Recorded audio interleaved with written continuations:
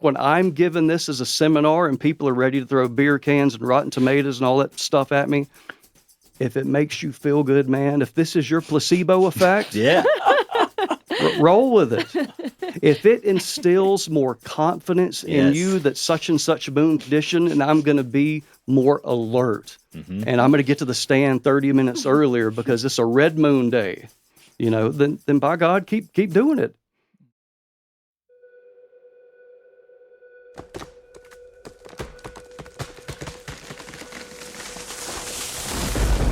This is the MeatEater podcast coming at you shirtless, severely bug-bitten, and in my case, underwearless. We hunt the MeatEater podcast.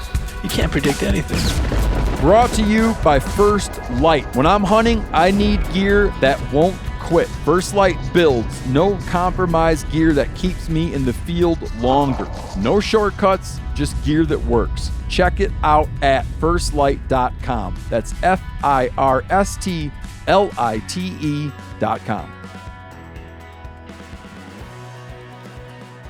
For you people, well, no, the show's starting right now with this ring. Can it start with this ring? Yeah, sounds good. Dialing Mark Kenyon. If he doesn't pick up, will we keep it, you think? Hey, Steve. Oh. Mark, you know who I'm sitting here with? I have no idea. You're not on the air, but you know what I mean. You're being recorded. Okay. It's me, Mark. Janis here. Janis. I'm here with Dr. Bronson Strickland. Great guy. And I'm about ready to start telling him about the last thing you told me about deer and the moon. And I'm gonna kind of make you look bad. Then I thought I don't remember what that could be. that it was a very interesting point. I was telling you about how, you and I have argued about whether deer are impacted by lunar phases. Yep. You're very aware of this debate. Very aware of it. Although I'm not sure what you're going to say my position is on it. Well, I'll tell you what you said the last time we talked, Mark. And it was a long time ago, and it's stuck in my head. It's stuck in my craw. You were kind of hinting at that science can't detect the subtle differences the subtle things that could make a difference between your success and your failure. Yep. Where you're like, if that buck steps out of the woods a minute earlier, that could be the difference. And science can't find that. Yes. So when I say about how you think that, you still think that? Well, that has been not my position, but my... No, you didn't put it to me like a question. So I've always said that is the question that I feel like science has yet to us. Like, there's all these studies that show that cold fronts don't impact movement in a statistically significant way, or the moon in many different ways has not shown yet to make a statistically significant difference. So I've always been curious, though, because on one, we see that in all the studies. On the other hand, you have all of these other hunters with anecdotal evidence that, that says that's not the case. And so my question has always been, maybe we're just not measuring in the same way, or in quite the right way to plus these tiny little possible edges that you could get. So I'm still very much on the fence though, Steve. I'm just curious. I'm moon curious is how I've always described myself. We already talked about you being moon curious. I'm Mark curious. And Bronson has done a really good job of doing a lot of this stuff. So I'm glad you're talking to him, because he's someone who I listen to a lot, and he certainly knows better than I. I'm simply a guy with questions. Yeah, you remember how I said you're on the air, Mark? Yeah. Well, you know what I found out was interesting the other day after learning at the other day where the FCC started threatening people for saying stuff they didn't like. Yeah. I was like, the FCC has nothing to do with podcasts. But then I was like, do they? The FCC has nothing to do with podcasts. Is that a question or a statement? No, I'm telling you, it's true. Because you're not on the air. You're not on the air. We're not using the air. So we can say things, and the FCC won't threaten us and take the show off the air. So if they get mad about this lunar phase stuff, there's nothing they can do about it. Thank goodness, because we've been saying a lot of crazy stuff about the moon over all these years. I would hate to be brought to court on those past statements. You can do this the hard way or the easy way, Mark. That's what they say. All right, man. We'll talk to you later. Thank you. When the episode comes out, why don't you listen and we'll try to find out if what you're saying is a thing or not. I'm looking forward to it. As we just said, You didn't even say goodbye to him. Oh, I don't really do that. Never? No. Not even if it's your wife? Definitely not. No, that is a rule of Steve's. No, I'll tell her I love it's her. in the name of efficiency. That please, thank you, hello, goodbye. Once you achieve a certain intimacy with Steve, I fall in this category as well. That those pleasantries are out the window. Yeah, I think He just hangs up. that happens to me too. And then I watched it happen to someone else, and I was like, "Oh, wait a minute." If you really want to you're dig in the club. If you really want to dig in, I'll take a quick break to dig on this for you. There's people I talk to. I like the main people in my life. I like to talk to them a lot, so that anytime we talk, it's only about what we have to talk about. The minute I go too long and I haven't talked to somebody, then I dread talking to them because we've got to do all the parts of talking that I don't want to do. You know what I mean? How's the family? So if I keep up like a cadence, like if I call Yanni, I don't need to get into like, oh, geez, how you been? Is the house holding up? Yeah. You know what I mean? And like wind up in something like that. Yeah. I come to expect no small talk. So I just like, if I call Yanni, I'm like, hey, blank, blank. And he's like, blank, blank. And then we just hang up because we like kept up on it and we don't have to do like whatever did happen to your cousin. You know what I mean? Or whatever. You know what I mean? Like, it's just better that way. So I just like to, but I tell my wife I love her. And I can always tell how I stand with her. Because I'll do it because I'm just trying to find out if she's mad at me about something. So if I go, I love you, and she says, I love you, then we're cool. If I go, I love you, and she just hangs up, then I'm like, oh my God, now. Here we go. What now? Okay. You know what I mean? So that's how I find out if I got to like, that's how I find out if I'm like cool or not when I go home. The longer I've been gone, the less likely I am to get the return. Things get frosty at home. Joined today by Dr. Bronson Strickland of University of Mississippi. Mississippi State University. Damn. Is that a big mistake? That's a pretty big mistake. Well, it's not on here. To make up for I it, was Steve, looking at, say hotty toddy. It's right. Yeah. Hail It is on State. there? Oh, I wanted him to It's do in it his bio. again. Hail Where, State. where do I see it on here? The bigger Oh, I'm sorry. letters. Dr. Bronson is the St. John Family Professor of Wildlife Management and the Extension Wildlife Specialist for Mississippi State University. And what do you say when you say that? Hotty toddies? Yeah, do that. Hotty toddies. No, I'm kidding. That's another mess up. You've offended more Mississippi State folks. Oh. Yeah. What does it mean? Hot like Christmas drinks? I don't think hotty toddy means anything. It's a different school. In Yeah, Mississippi. that's Ole Miss. We booze it up, hotty totty. Oh, I'm sorry. Yeah,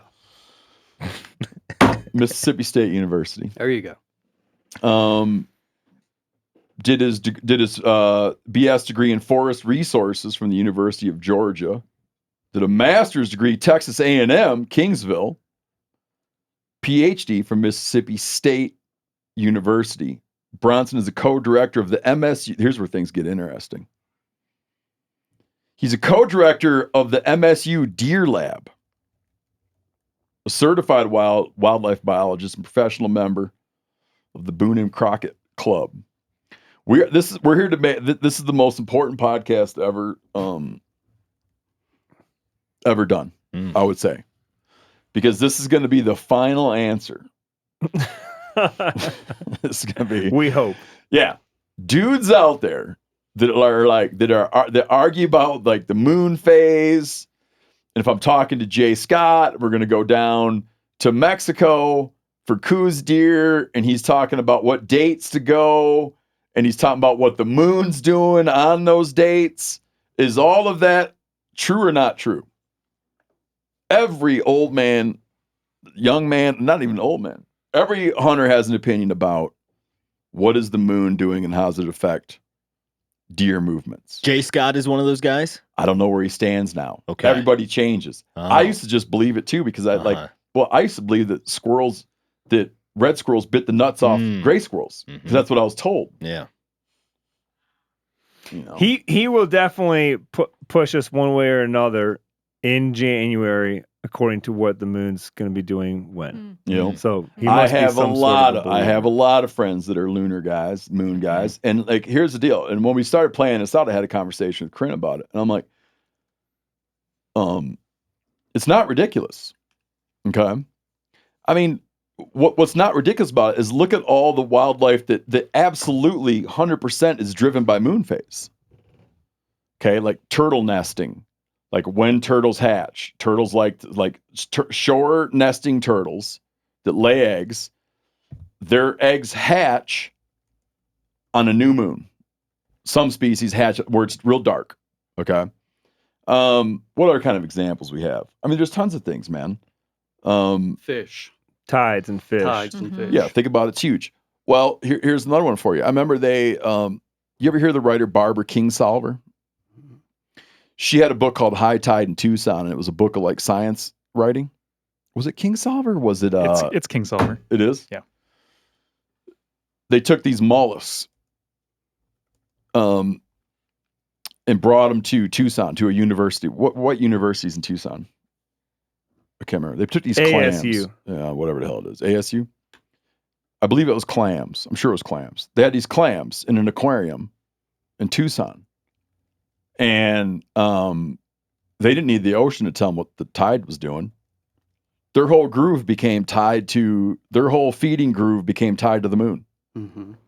And it's not even enough, like, it's an imperceptible, like the effect on an aquarium is like imperceptible, right?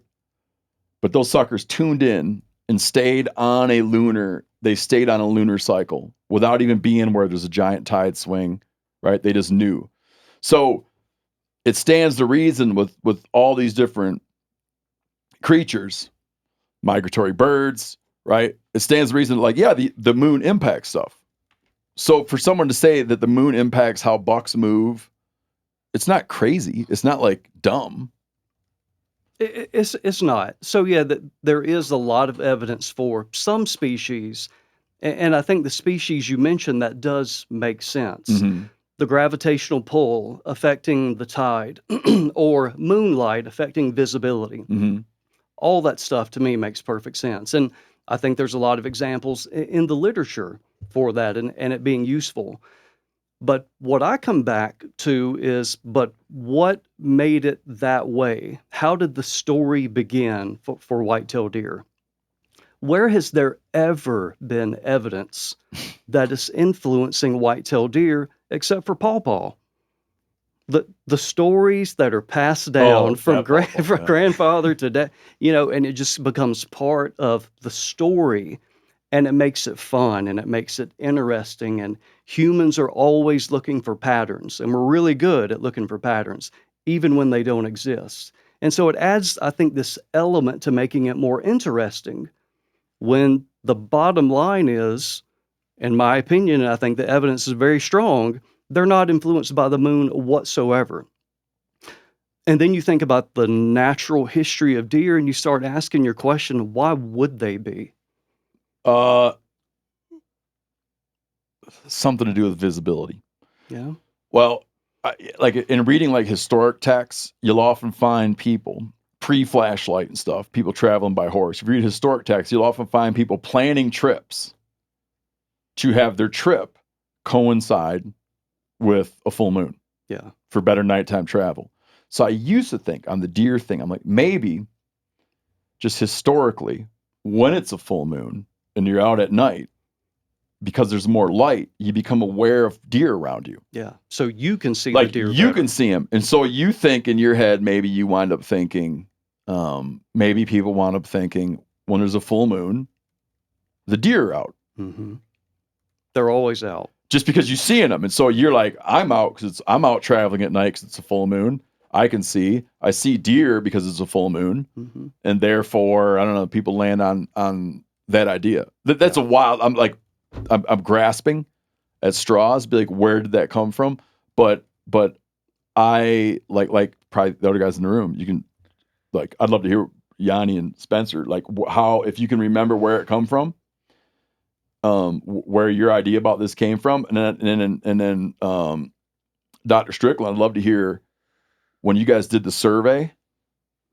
If you could talk about how 83% of surveyed hunters, 83% agree that the moon affects deer movement. What they don't agree on is why and how. Right. They don't agree on like what it does, how it does it, but they believe it does something. But do you remember, Yanni? Sure. I would say for me, it didn't really come down generationally. It wasn't, because basically for me growing up, before I came out west and started hunting professional, really, it was maybe 5 to 10 days of archery in Michigan, 2 or 3 days of shotgun, and then I'd get 3 days of rifle in Wisconsin. That was like my entire big game hunting year. Mm-hmm. So we were going to be hunting no matter what. Yeah, on those days, you know. I just never be like, I'm taking opening day off this year. I'm not hunting the opener because the lunar phase. There's just no way, right? Yeah, exactly. And my dad just never got into it to that level either, which is where I would have got it. So I just started learning about it once I started reading hunting magazines and doing research on my own. Mm-hmm. And you would encounter it. Yeah. As fact. Yeah. I would say that where I felt like it actually played a part in my hunting was that when I was an elk hunting guide in Colorado, usually the second rifle season would coincide with a pretty big moon. It would also coincide a lot of times with some warmer weather, extreme amount of hunting pressure, and it was always our hardest week of hunting. We'd still kill some elk, but man, it was always our hardest week. So a lot of factors at play there, but it always would seem like that week would also have a big moon. And in my mind, it was like, of course, they're just up all night feeding. And by the time we get to the meadow, half an hour before daylight, they're long gone. They're, in bed. That's the version I was raised on. Yeah. I was raised on, but again, I was raised on a full moon. They feed all night, so they don't need to feed in the daylight hours. Mm-hmm. But it had zero. It was just an It was an observation, but it did not dictate your habits. Right? It was like you had a 2-week gun season. You were going to hunt, whatever. We weren't like going out or not going out based on it, but it was just like you'd be like, oh, it's too bad that there's a full moon on the opener. They'll be out less because they fed all night. Convenient excuse, or if you're successful, you did it in spite of a full moon. Mm-hmm. Like, damn.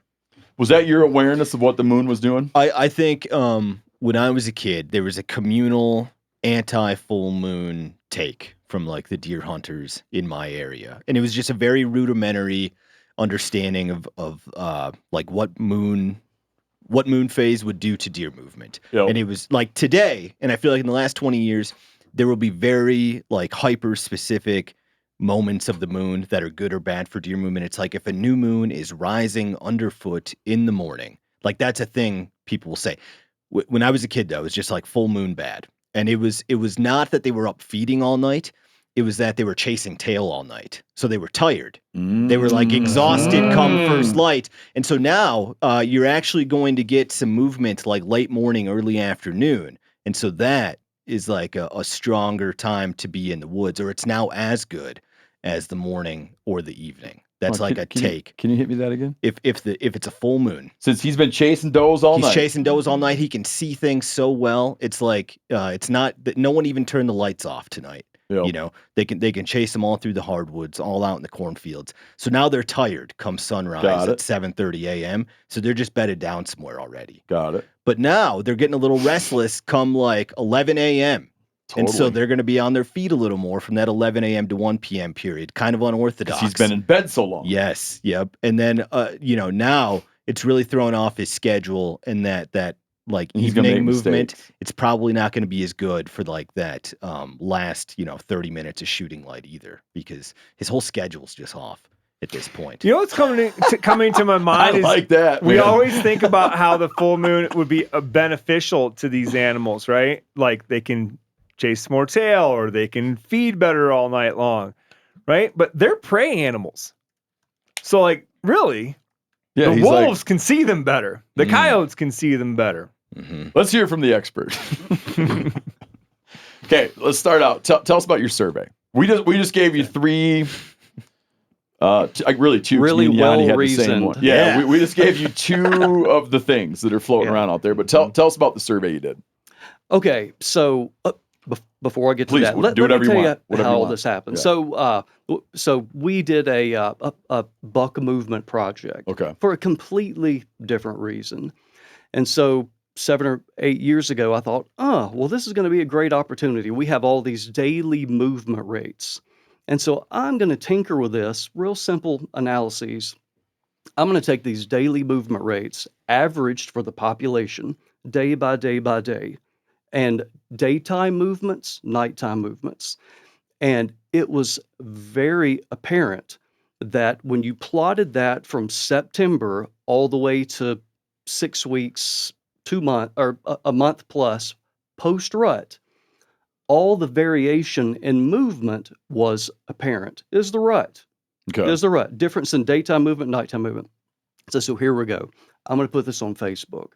So on top of that movement graph, I plotted the oscillation of full moon, new, and had those superimposed on each other. And so you can see that from the phase of the moon from new to full in that period, there's no variation in deer movement whatsoever. And so I put it out there on Facebook. Appears to me, the biology and the science is very clear that there's nothing going on with the moon phase. What state? Mississippi. Yeah. Come on. This is a thing people will argue, Steve. This is a thing people would. Yeah. Okay. They will. Yeah. They'd be like, "Well, you didn't study the deer in Wisconsin." Yeah. Okay. Well, what the typical this feedback... is why you can't win. You can't win. Yes. They won't even say in my state. It'll be, but my deer do this. Our moon deer. Yeah. Yes. and so the feedback... I got it, because one thing that you got, I never encountered it before. So when you're talking about that you're graphing movement, can you, is this the yards per hour, which is great. Mm-hmm. Okay. Can you explain that to people? Like when you're saying like you're measuring movement, what does that mean? What's the metric? We typically do yards per day or yards per hour. Okay. That's the measurement, and that's from the sequential GPS locations. So we're getting a location from them every 15 minutes. Okay. And so it's just the sum of that over whatever period of time, and you come up with a rate of movement from that. Got it. So I put that out there, and a couple people were, I knew nothing was going on with this. But the overwhelming response was, this guy's an idiot, this guy. Sure. And that it has nothing to do with the moon phase. That's what Grandpa talked about, what was moon phase. It's moon position. It's the solunar aspect of it. That's what's driving it. So it's what time of the day is the moon overhead, underfoot, setting, things like that. Where is the moon on the horizon, and the supposed gravitational pull how that might be impacting? That is what got people interested in that. So that was all the deal, and I didn't have any data at that point to refute it. So I just tucked that away, like that's just another egg-headed college guy talking about the moon. Yeah, a lot worse than that, but yeah. And so that data set sat there, and we, was holding that. We got to do this. We got to do something more sophisticated. And I was very lucky to have a coworker, a research analyst, a postdoc named Natasha Ellison. She has a PhD in mathematics. So undergraduate, master's, PhD in mathematics with the application to biology and movement ecology. And she actually tinkered with quantum mechanics for her master's degree.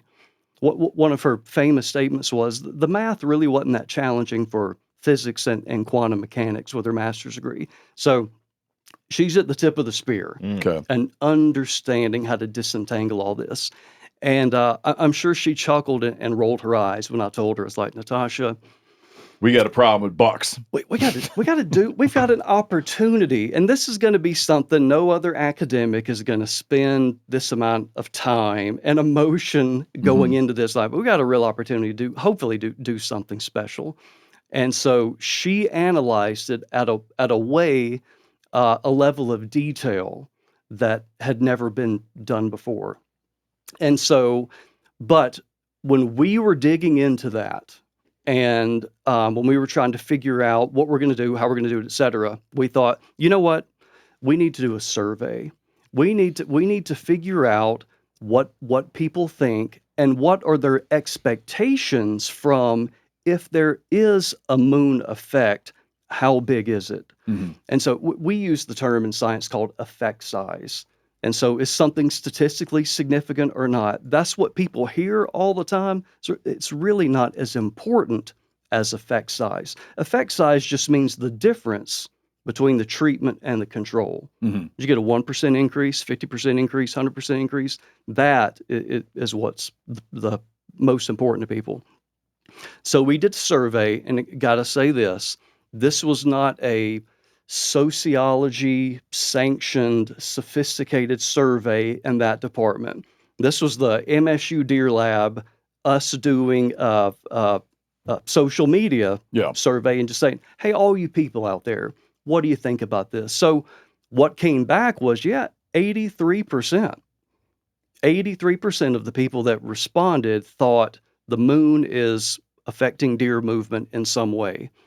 And then a subset of that, which was always more than half, you say, okay, if it is affecting deer movement, by how much? And the effect size they reported, or the differences they reported for something like bedding, the difference in bedding was, at a minimum, they're on their feet 30 minutes earlier, or they're on their feet up to 2 hours earlier. The moon is stimulating them to get up out of their bed 2 hours earlier. The distance that they were moving in terms of velocity was always at least 50 yards per hour to greater than 200 yards per hour. So these people that are believing the moon is stimulating movement, they're all in. Got it. Yeah, they're different animals under a specified moon condition. Bronson, were those respondents, were they all from that general area in Mississippi, or were they nationwide? No, nationwide. Okay. Yeah, nationwide, certainly. Yeah. Was there a specific concentration among, was 25%, although nationwide, 25% of respondents from like Texas or something? Well, difficult for us to tell because that was, I can't remember if it was Facebook or Instagram, and you might be able to disentangle that. I can't. Sure. But hey, when you're in the backcountry, don't forget about your own backcountry. You can keep it pristine and confidently clean by bringing along wet, extra large dude wipes. And listen, man, I'll take, like, if I'm gone, if I'm out for a week, 10 days, whatever, no access to a shower, this is like a really close second to a great shower too. I'm a big believer in these things. Just like your truck gets muddy out in the wild, so can the rest of you, so can your booty, right? You never clean your vehicle with dry paper towels, so why would you clean your butt with dry toilet paper? Wetter cleans better, so ditch the itch and switch from TP to wet extra large dude wipes. This will change your camp program, dude. This will change your backpack program. And they come in little backpack size packs too. They're extra large because your dude's hands are big. And you're not a baby, right? You need big wipes. And when you're out in nature, it's going to call, so make sure you bring along wet dude wipes in 3 adventure sizes. They got the day hike single wipes. They got the 18-pack weekend wiper, which I keep in my little everyday backpack, okay? And then they got the regular 48-count pack. Dude wipes aren't just for dudes. Mother Nature loves them too because they are made with 100% plant-based natural fibers. Where do I find these amazing wipes, you might ask? Well, you find them on Amazon and at Walmart stores nationwide. Dude wipes, best clean, pants down. When they did the survey and you had 83% say that it did something, did you find that there was a lot of that they had contradictory opinions? Meaning, some people thought they moved earlier, people thought they moved later, or did you find like let me put it a different way. Instead of exploring all the exceptions, what if you had to synthesize it and make it that like the general impression was what among surveyed people? Yep. So during the day, they bedded less, meaning they're on their feet more. They are on their feet, if you're thinking about an afternoon movement bout, they're on their feet earlier, and when they are moving at a greater rate of speed, all of that which would result in greater observability. When there's what happening with the moon? Name it. Oh, okay. So it's an idea that there's more movement, but like the general conception is the general perception is that depending on what the moon is doing, it drives more movement, but there's not a lot of agreement about what the moon needs to be doing to drive more movement. Yeah. It's not like a full moon gives more deer movement. People might disagree about the detail, but something happens and there's more movement based on the moon. I'm not doing a very good job of articulating this. There is a moon situation for every person and their pet hypothesis for when I want to go hunt. Okay. It's either I'm going to go with the moon overhead or the moon underfoot, or the moon is setting or rising, or it's a full moon, or we're in the perigee or apogee because of the gravitation. It's closer or it's further away. Every single day, you can pull out a scenario of what the moon is doing. Got it. But whatever that is, it's driving movement. No, it's not. No, I'm saying no. In their mind, yeah. In their mind. So, and then in their mind, yeah. In the mind of and I'm not trying to dog on them, but like in the mind of, because like I said, I used to think there was something to it. Is it fair to say that people that believe it also believe that there's like the opposite effect? Meaning, let's say you're a full moon you're a full moon guy. You're a full moon guy, and like I see more deer movement at a full moon. Do they usually then believe that there is a opposite effect? So a new moon equals an extreme on the other example? Yes. Like much less movement. Yeah, that's the reason the deer weren't moving today. Yeah, was because of the opposite. Got you. So it's not just it creates a spike, but it's sort of this like trend that moves in and out. Yeah. And it has a top and bottom to it. A spike and then a suppression. Yeah. Got it. During daylight hours, and that's what we focused on, what hunters are going to see. Yep. What did your study find that did impact deer movement? Just the rut? Yeah. So crepuscular periods. So nothing supersedes this. Nothing comes even close to superseding sun up and sundown and the rut. There is a subtle effect of temperature. And that is what Natasha, it's really complicated and it's multivariate. All these variables are interacting, but there is a subtle effect of temperature. Meaning in our neck of the woods, it would be different up north. In our neck of the woods, when you start getting sub 40 degrees, we will see a little bit more higher of a movement rate during daylight hours. I feel like you saying that is like the hottest take a deer biologist has ever had on deer temperature movement and deer movement based on temperature. Well, this is the guy right here that said for more than a decade it had nothing to do. We do not see any signature whatsoever of temperature, but it took more data and it took the right type of person analytically to tease apart very, very subtle differences, a skill set that I didn't have. Yeah. Can you lay out, you do the survey and then you got to start pulling data. Like the survey is just kind of a side project just to see where you're at. Yeah. So to go get a definitive picture of this, what are you doing? Like how many deer are you monitoring? How do you monitor the deer? Like what is the sort of scale of the project? Yeah. So this is one thing we wanted to do different, and probably one of the issues in the past, including the stuff I did in the past, is treating the population as the population and not looking at individuals. There's a lot of individual variation in buck movements.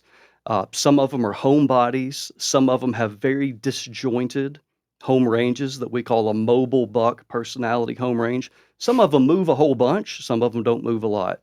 So we don't want to just put all of that together and come up with an average. We want to be able to look at every single buck and what is his movement profile, and then look at, when you evaluate all these different moon conditions, is the buck's movement behavior, deviating from the norm. Oh, is that buck? Yeah. You're looking at, I see. Like, what is buck A, or buck 121? What is buck 121's normal groove? That's right. And then how does buck 121's groove switch with the moon? That's right. And then buck 128, same thing. And one of those bucks might be like a dude that likes to cruise, and one of those bucks might be a dude that likes to stay home. Yeah. So the guy that cruises, does he cruise more? Does the stay-home guy cruise more? Yeah. I got you. And so Natasha went through, and so for every single buck, she created a 14-day window. And so this is a moving window. And so for every 14 days, she looked at the 7 days prior, 7 days behind, and calculated for every single hour of the day.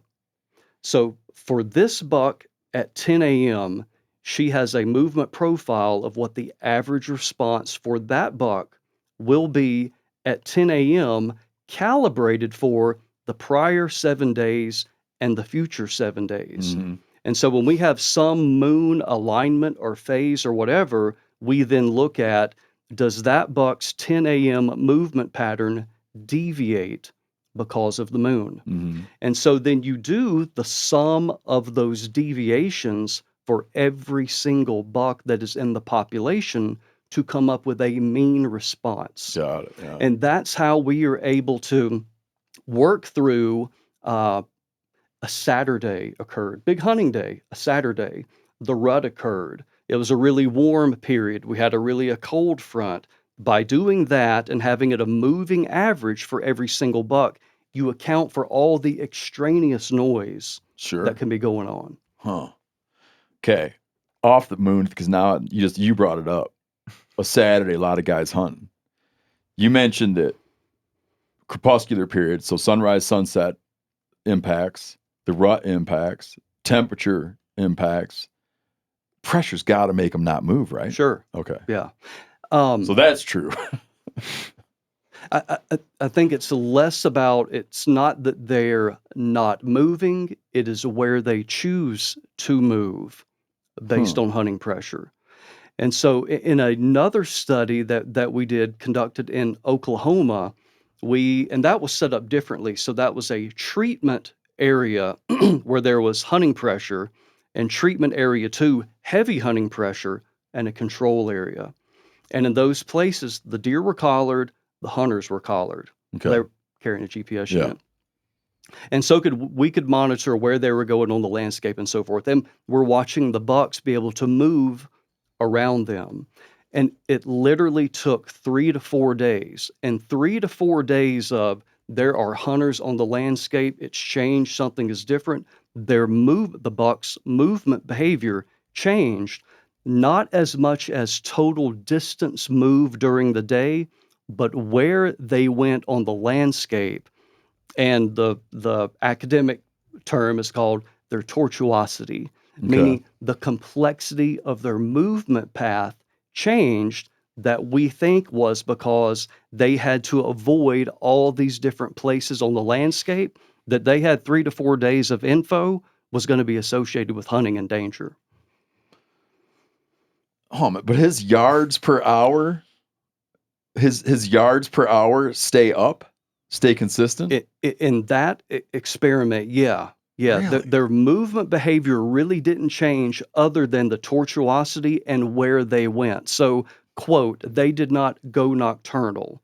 They were still on their feet because they got to eat. They're on their feet, they're foraging. They're just going to areas where they determine there's not going to be hunting pressure, no evidence, no memory of human activity. Yeah, old lady Thompson's house, doesn't let anybody hunt. Oh, yeah. I was just telling my buddy Seth, we came out of the woods after we killed the bull I was telling you about earlier. The next night, dead. Not that it was on fire the night before, because we only heard like 4 or 5 bugles before that bull died. But the next evening, we hear like a bugle. It's just dead still, quiet. And I'm remarking to my buddy Seth, I'm like, yeah, it was kind of hot, no wind. It's just like, they don't want to rut when they got that big winter coat on. And he goes, well, where I was at yesterday, we're glassing a big herd out in a private hayfield, and at 4:30 they were ripping. Yeah. So it's like, yeah, they found a good place to go. Exactly. Yeah, they're gonna do their thing. So the going nocturnal from pressure, they just go do what they want to do somewhere else. Yeah. They just change their behavior on where they spend time. Now, I will say this. There have been cases at the deer conference we go to, every year.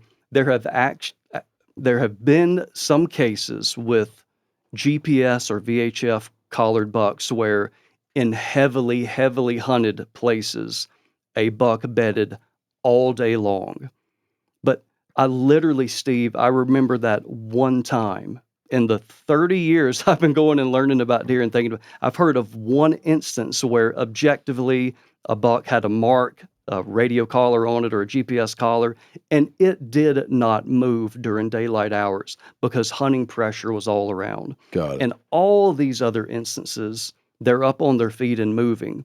Now, they may not be. You have to look at what's called the step length, the movement path. So step length is a surrogate for velocity. So if you're getting a ping from that collar every 15 minutes, if he's got a really high rate of speed, you're going to cover more distance in 15 minutes.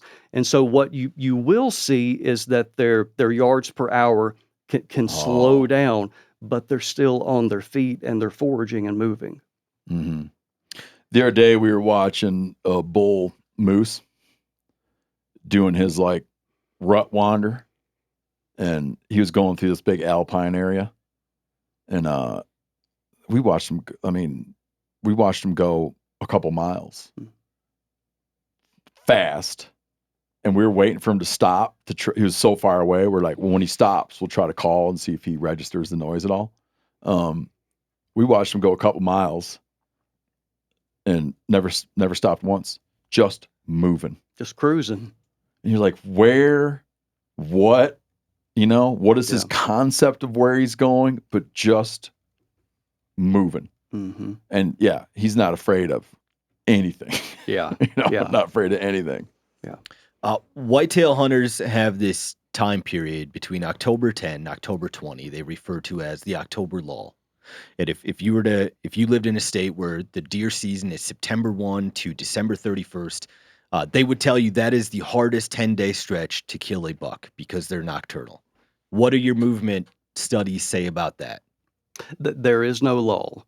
That does not exist. Not in any form. Like not only are they not nocturnal during that period, but they're also like they're moving more in that period than they were October 1 to October 10. I can't say they're moving more, but they're moving. And this just in Mississippi State data here. This is over and over again that there is no lull. But what can be going on at that time is you have got a shuffling, so to speak. It's a little bit late in October. So think about bachelor groups during the summer, bucks low testosterone, velvet, and then we get into September, October, testosterone is surging through their body again. They start getting into hard antler, and then they start shifting and moving around and setting up their fall, winter rut home ranges. So I think what's going on a lot there is you've had a couple months or a couple weeks of seeing the deer that you're normally seeing, and then you get into that period in October where a shuffle is coming. And so they're moving in different areas, or they have left your area where your trail camera is at, but they're still moving. Yeah, I think if I was speaking to hunters in eastern South Dakota, where I grew up, I bet they are seeing less movement in that period. But it's because now there's combines in the fields. It's because there are acorns on the ground. It's because pheasant season just opened, and that's kicked deer out of some beds in CRP. Like there is a lull happening that's very specific to them, but it's not because the buck is now nocturnal. It's because he's just moving in a different way in a different place. Yeah. You're in a strategic low. Yes. Where like all summer, these 5 bucks come into that bean field, and all of a sudden they're not there anymore. Yeah. And I think it can be true that that's like maybe the hardest 10-day window to kill a mature buck, but it's not because he's unkillable. Yeah, he's just in a different place. Yeah, you got to go look for him. Now, here's what's really interesting to me is we looked at, so we had to have deer where we had to have 2 years of them being collared. Okay. So we had a lot of deer come and go. You know, they get killed. Why is that you had? Why 2 years? What's the significance? Because the question that, like Spencer was alluding to, is do they have fidelity for a site the following year? So if you see it in a particular place this October, what are the odds you're going to see it next year? So we had to limit our data just to bucks. So it's a subset of that we had 2 years of data. And it was really amazing is that on the average, when you got to after that October kind of breakup and shuffling, and when they went back and started settling into that area, the average distance on a daily scale. And so what we did is, where is this buck at 5 p.m. October 9th, 2024? Where is it at October 9th, 5 p.m., 2025? About 1,000 yards apart. Is that right? About 1,000 yards apart. See, if you're hunting 10-acre parcels, that's a lot. And that could absolutely be off property, and you may never see it again. Yeah. But he's in the neighborhood. If he's alive, he's in the neighborhood. Yeah. Got it. I used to work with a lot of fish biologists, and I found that there were equal number of fish biologists who were hardcore anglers as there were guys who never fished a day a year. Like they just literally never wet a line. And I found that they would ask very different questions when it came to what they were studying. What do you notice for what percentage of deer biologists are hardcore hunters versus guys who just like never fill a tag? Good question. Are you a big hunter? I am. Okay. I am. Which do you think that's normal? Yeah, I do. I guess hardcore is a scale, you know. I would say probably 75%. Okay. There are absolutely some that love deer and just ungulates, you know, and study that type of stuff that aren't big hunters. But I would say on the whitetail side, at least the ones I'm thinking about off the top of my head, they all hunt. And so like that 25%, you don't think those folks hunt at all? Probably not. Okay. Mm-hmm. I think they're enamored with the deer and ecology of it. The system really excites them. Yeah. But then picking up our bow or rifle just isn't their thing. And do you notice anything different with like those biologists? Yeah, the questions. Okay. The questions they asked. Typically that type of person, and this isn't good or bad, it's just different. But I think it needs both. Like the field needs both of those. Yeah, right. I would say they're more the theory type stuff, which is really important, ecological grounding in theory. And then people like me is more about the application and, you know, my role is extension. So then what's the application? How do I tell people about it? What does it mean to you for hunting your land or managing your land? Yeah.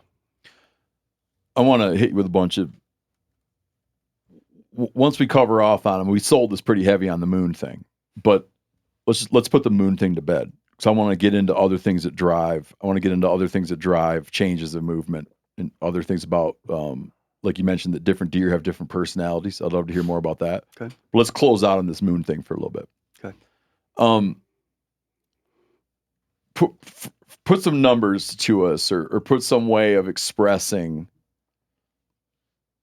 the how much you can rule out and how much could still be up for grabs. Meaning Mark's thing is like, hey, listen, if a buck comes out, if I'm watching a buck and I can't catch him out in the daylight and he comes out 5 minutes early because of the moon phase, that's a big deal to me.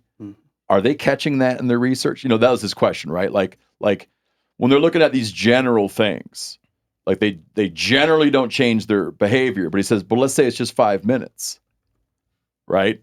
That to me matters. Yeah. Like when you look at it, how, like, what degree of certainty are you comfortable putting on that there is or isn't any impact? Because you're always going to have guys that are like, he doesn't know what he's talking about. Yeah. Or he's not detecting what I'm seeing because I'm seeing things at a micro scale and he's looking too macro. And I don't ever think we can produce anything that's going to affect that person. Yeah. So when you get, and I got feedback from people, and this was part when we reached out initially doing this survey, we had, and I would call them the saddle bow hunter.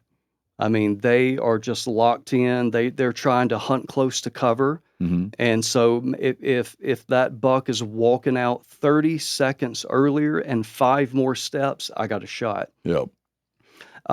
So what we looked at is, of course, like we explained earlier, deviation from normal. We did 85 different analyses. So we made 85 different comparisons of all the different moon stuff you can put together. And the average response for bedding time deviations were less than a minute. A couple of them were 2 or 3 minutes. Mm-hmm. But, and not to get too deep in the stats here, when you run that many analyses, you're gonna hear your results are gonna follow a bell-shaped curve. You're going to get some results that were positive. You're going to get some results that were negative. And so when you look at the body of everything that we did, we had a couple instances where the deer were on their feet a few seconds earlier, maybe a minute earlier. We had some results where they stayed in their bed a few seconds or a minute longer. We had some results where the yard per hour. And so think about that. Put that in your terms. My pace, one of my steps is a yard. And so when you talk about, we found a big result on such and such a moon condition, they were moving 3 yards per hour more. That's 3 steps in 1 hour. 3 steps. Now, if that motivates you and that does get back when I'm giving this as a seminar and people are ready to throw beer cans and rotten tomatoes and all that stuff at me, if it makes you feel good, man, if this is your placebo effect, roll with it. If it instills more confidence in you that such and such a moon condition, and I'm going to be more alert, and I'm going to get to the stand 30 minutes earlier because it's a red moon day, then by God, keep doing it if it makes you happy. But the evidence does not support it. In college, I would get the Field and Stream magazine, and they would always predict the rut, the best days of the rut. And I think it was maybe a sophomore. And I had saw that like the best day of the rut this year was on a Saturday. I was available. So I did what you're talking about. I sat in my best stand that day that I had saved for a week leading up to it because I knew it was the best day of the rut. I got there earlier. I packed lunch to be there all day. I was more alert because I was like, it's going to happen. Yeah. And then a buck showed up and I killed him. And so I was just more confident, and I was a better hunter that day. Yeah, I was going to say this is a great time I was optimistic. That. And so I think that can work for people. That can be a thing. And keep doing it. If it keeps working for you, keep doing it. Keep taking the placebo. Placebo effect is really, really powerful. There's some cool science behind that as well. Sure. But you took the words out of my mouth, but I wonder if you had gone 5 additional times under those exact same conditions and you didn't have a good day. Totally. If you asked me then, the good one, if you asked me then, I was like, it was because this was the best day of the rut, as Field and Stream had deemed it. Yeah. Looking back now, and since I've like formed my own whitetail opinions, I recognize I was just very confident that day. And Field and that was throughout the range of the whitetail deer. Yeah. So this was going to be the day. Yeah. Yep. Yeah. So that should totally stir up some. I got one more moon question before we move on. Charles Alsheimer, he had developed like the rutting moon theory in the 90s that caught on with a lot of guys. And the rutting moon theory is that the second full moon after the autumn equinox is what triggers the whitetail rut. That's like, this is the beginning of it. And in his theory, he had determined there are 3 types of whitetail ruts you could have at a given year based on when that second moon falls. I'll keep back. I want to make sure I'm tracking. Autumn equinox. Autumn equinox, second full moon. Right. Okay. Not the first one, the second one. But I got that part, but then you said another thing that threw me off. So that second full moon could land in late October. It could land in mid-November. Okay. Based on when that would fall, you could have one of 3 ruts. You could have a synchronized rut, which is if it's between like October 31 and November 5. You could have a classic rut, which is like November 6 to 13, or you could have a trickle rut, which is November 13 on. Huh. And it's basically saying that like some years, if you have a trickle rut, for example, maybe that bell curve you're talking about is flat at the top and it's just wider. Whereas if you have a synchronized rut, where you get that full moon on November 3rd, now the bell curve has a really tall peak in it and it's skinnier. Is that anything you've ever seen that some years the rut was longer or shorter? No, No. no, never. Even outside of the moon. Like, never mind the moon. Yeah, not from year to year in a place. And so Okay. when you talk about a protracted rut or a trickle rut, all that stuff is related to sex ratio of the population. So we can manipulate that with management, but Sure. it has nothing to do with the moon. Okay. It is about the availability of does and estrus and enough bucks to serve them when they are in standing heat. If your sex ratio becomes so biased that the does and estrus, there is not a buck to copulate, 28 days later, she's going to cycle and come into heat again. And there is your trickle or your extended rut. Right. Or if you have doe fawns will typically, if the proportion of them that do come into estrus are going to come in a little bit later. So A doe that has a fawn with her, and she's trying to get rid of it in the fall, she'll come into estrus later than a doe that was not carrying a fawn. I'm sorry, I misspoke. No, not everywhere. This varies depending on where you're at in the U.S. In Mississippi, for example, 10 to 15% of doe fawns will reach sufficient body size and condition to come into heat. They're never going to come in at the peak of the rut.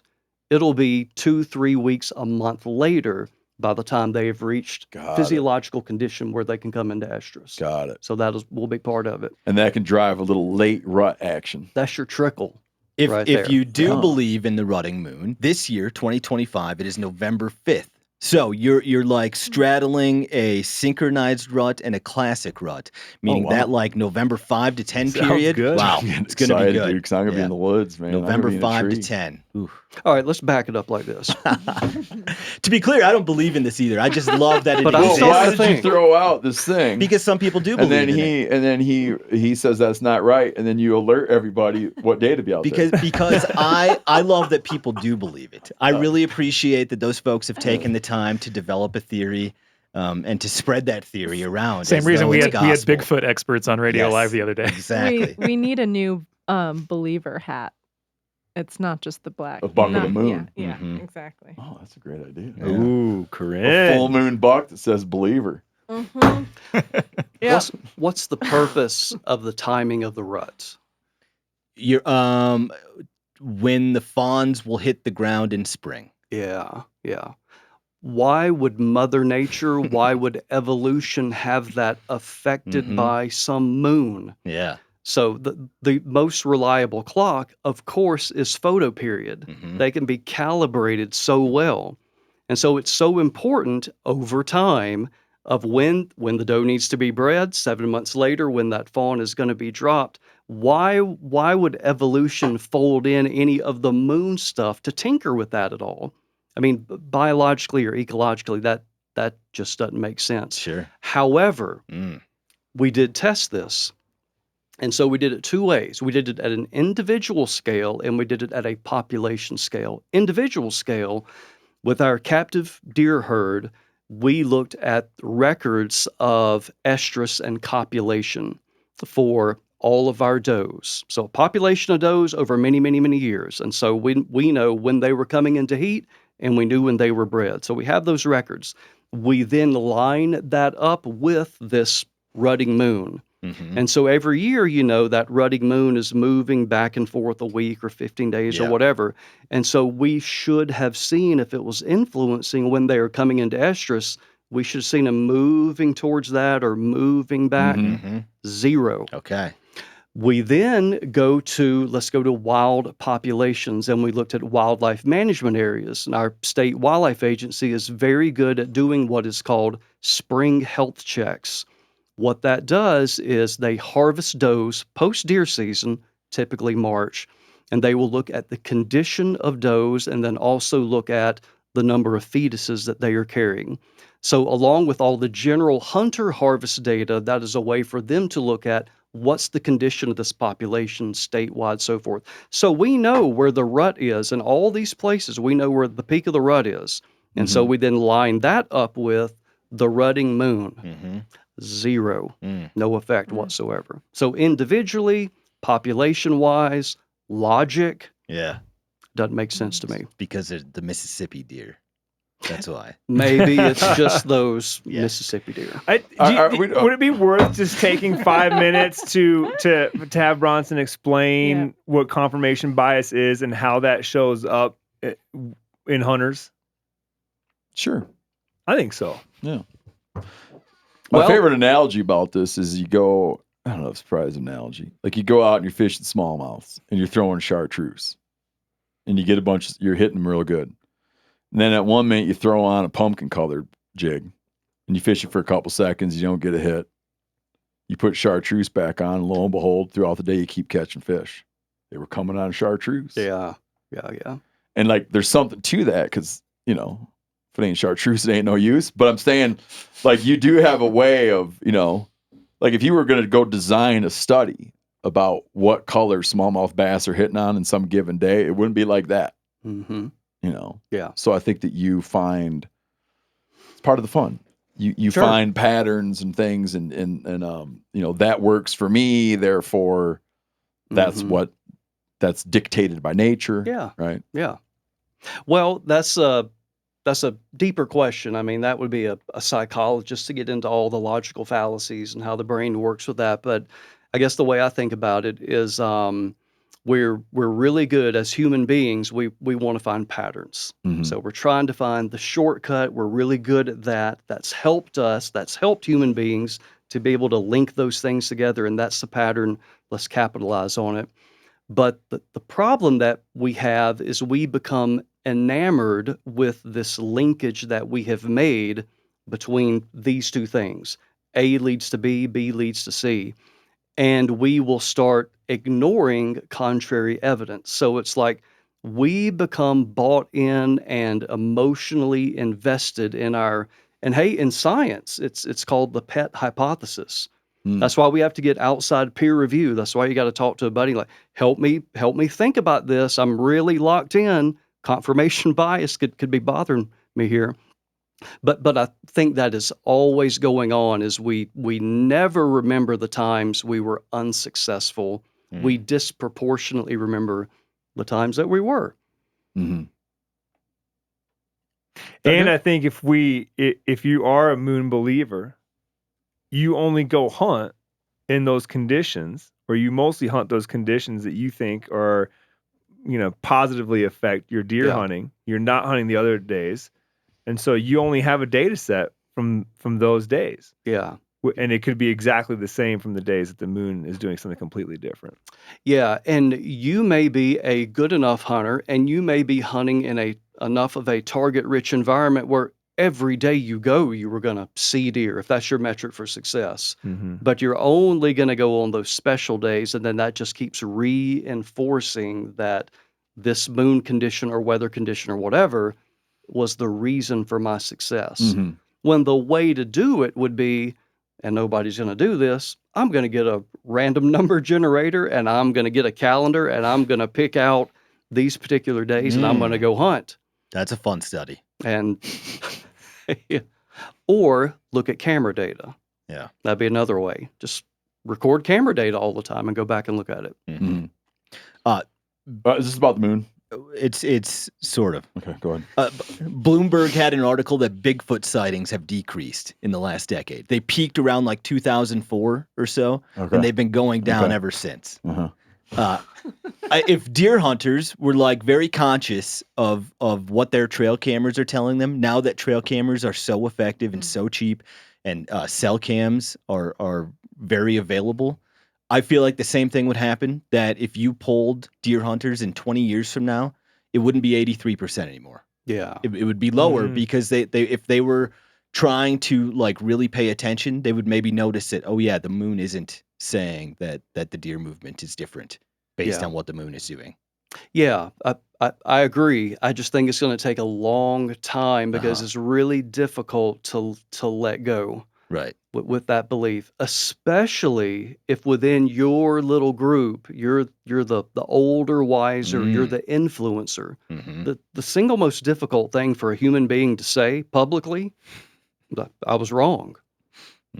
I mean, that's real. That's very powerful. It's so difficult to stand up and go, forgive me. I was wrong. I made a big mistake. People are very reluctant to do that. I'm going to hit you with a real, I want to bring something up, but I don't want to dwell on it. What's your take on, how do I even ask this, man? I'm trying concerned. to figure out. No. It's about, he's just saying he wants a real concise answer. I don't want to get into it. I'm just curious because you're a big deer guy. Deer hunter, deer researcher. Give me your basic, like in one sentence, what's your basic take on CWD? It's real. It's the single biggest challenge, I believe, to deer management and the application of science while simultaneously keeping hunters engaged and believing in science. That wasn't very concise. No, it's good though. But that's the way it's the challenge of our time. You think you believe it's a legitimate threat at a herd level on deer? Yes, I do. Earlier you mentioned different buck personalities. Is it possible to give like a handful of buck personality types? Yeah. And have you heard of a shirker buck? I have not. Okay, go on. Okay. Different buck We'll come back to that. You've never heard of a shirker? I'm not recalling. Valgeist. Oh, Valgeist. I have heard of that word, but man, I'm drawing a blank on. We'll come back. We'll come around. Yeah, to please it. do. Give me some buck personality types. Buck personalities. Well, it's just two. From what we categorize. Okay. This is just relative. We call it buck movement behavior. Yeah, that's what I'm getting at. Yeah, I don't mean like what they're thinking about. I mean what they're like personality types in a way that would impact a hunter's experience. Yeah. So that we call it a sedentary type. That's going to be your introvert. Okay. And then your mobile personality type. That's going to be your extrovert. What people thought for the longest time until we had the type of instrumentation to be able to see this was that after yearling buck dispersal, a buck is going to go set up and have his home range, and that is where it's going to be. Now, the size of that home range can vary by resources. He may be a 500-acre home range guy. He may be a 1,500-acre home range guy. But that is where he is essentially going to live and die, is in that fixed home range. What we found is that about 30% of our bucks have completely disconnected and disjointed home ranges. And so they will spend 6, 7, 8 months in one location, and then they will get up and move to a completely different location. And just forget about the old spot. That's right. That's right. The most sensational example, just to show you that intrinsically in some deer, this is in them, that they are going to do it. We collared a buck in Mississippi fall, winter. And we started noticing really strange long-distance behavior about February. So in Mississippi, so we're on the east side of the Mississippi River. He goes all the way to the Mississippi River, miles and miles and miles, and then paces up and down the river for a few days and then crosses the river and then sets up camp in Louisiana for essentially all summer. Okay. August rolls around, he does the same thing on the Louisiana side.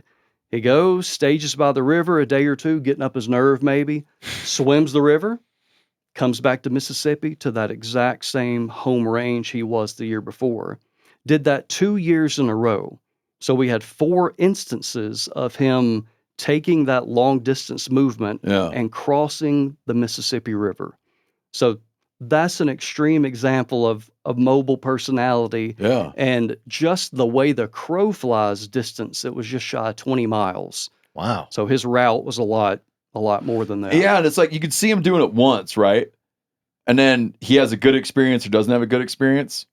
But the fact that he goes back to Mississippi, then a while later he wants to, you know what I mean? Yeah. Like repeat it, Mm-hmm. where it just felt, or we wind up thinking that it's a bigger deal, that swim is a bigger deal than he regards it as. Right. I was reading this thing, like these guys were looking at, there used to be this thing that they used to think that lynx didn't like crossing big rivers, and they thought these big rivers were boxed in lynx home ranges. So they had these lynx with collars. They're swimming the Tanana, swimming the Yukon, you know? Mm-hmm. And people always thought they had just figured that that's a border to a lynx's habitat. But that some bitch just right across it. Shoots across. You don't even think about it. And in the human mind, you're like, oh, that would be he can't get across that. He wouldn't want to cross that. A cat, you know? And yet we had some bucks that, and this wasn't the Mississippi River. We're talking about a normal river. So think a river that's 50 yards across or something. We had some bucks that would go across that every single day.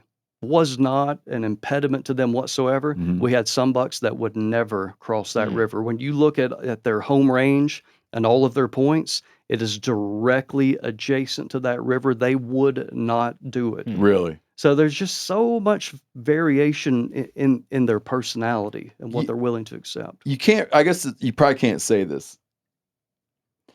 Is one of those strategies better for longevity? Like, do you find that like super tight stay-at-home bucks, super small home ranges, they have a greater survival rate, or is that not fair to say? Yeah, we didn't have enough of a sample size to tease that apart because again, only a third of them were had this mobile personality.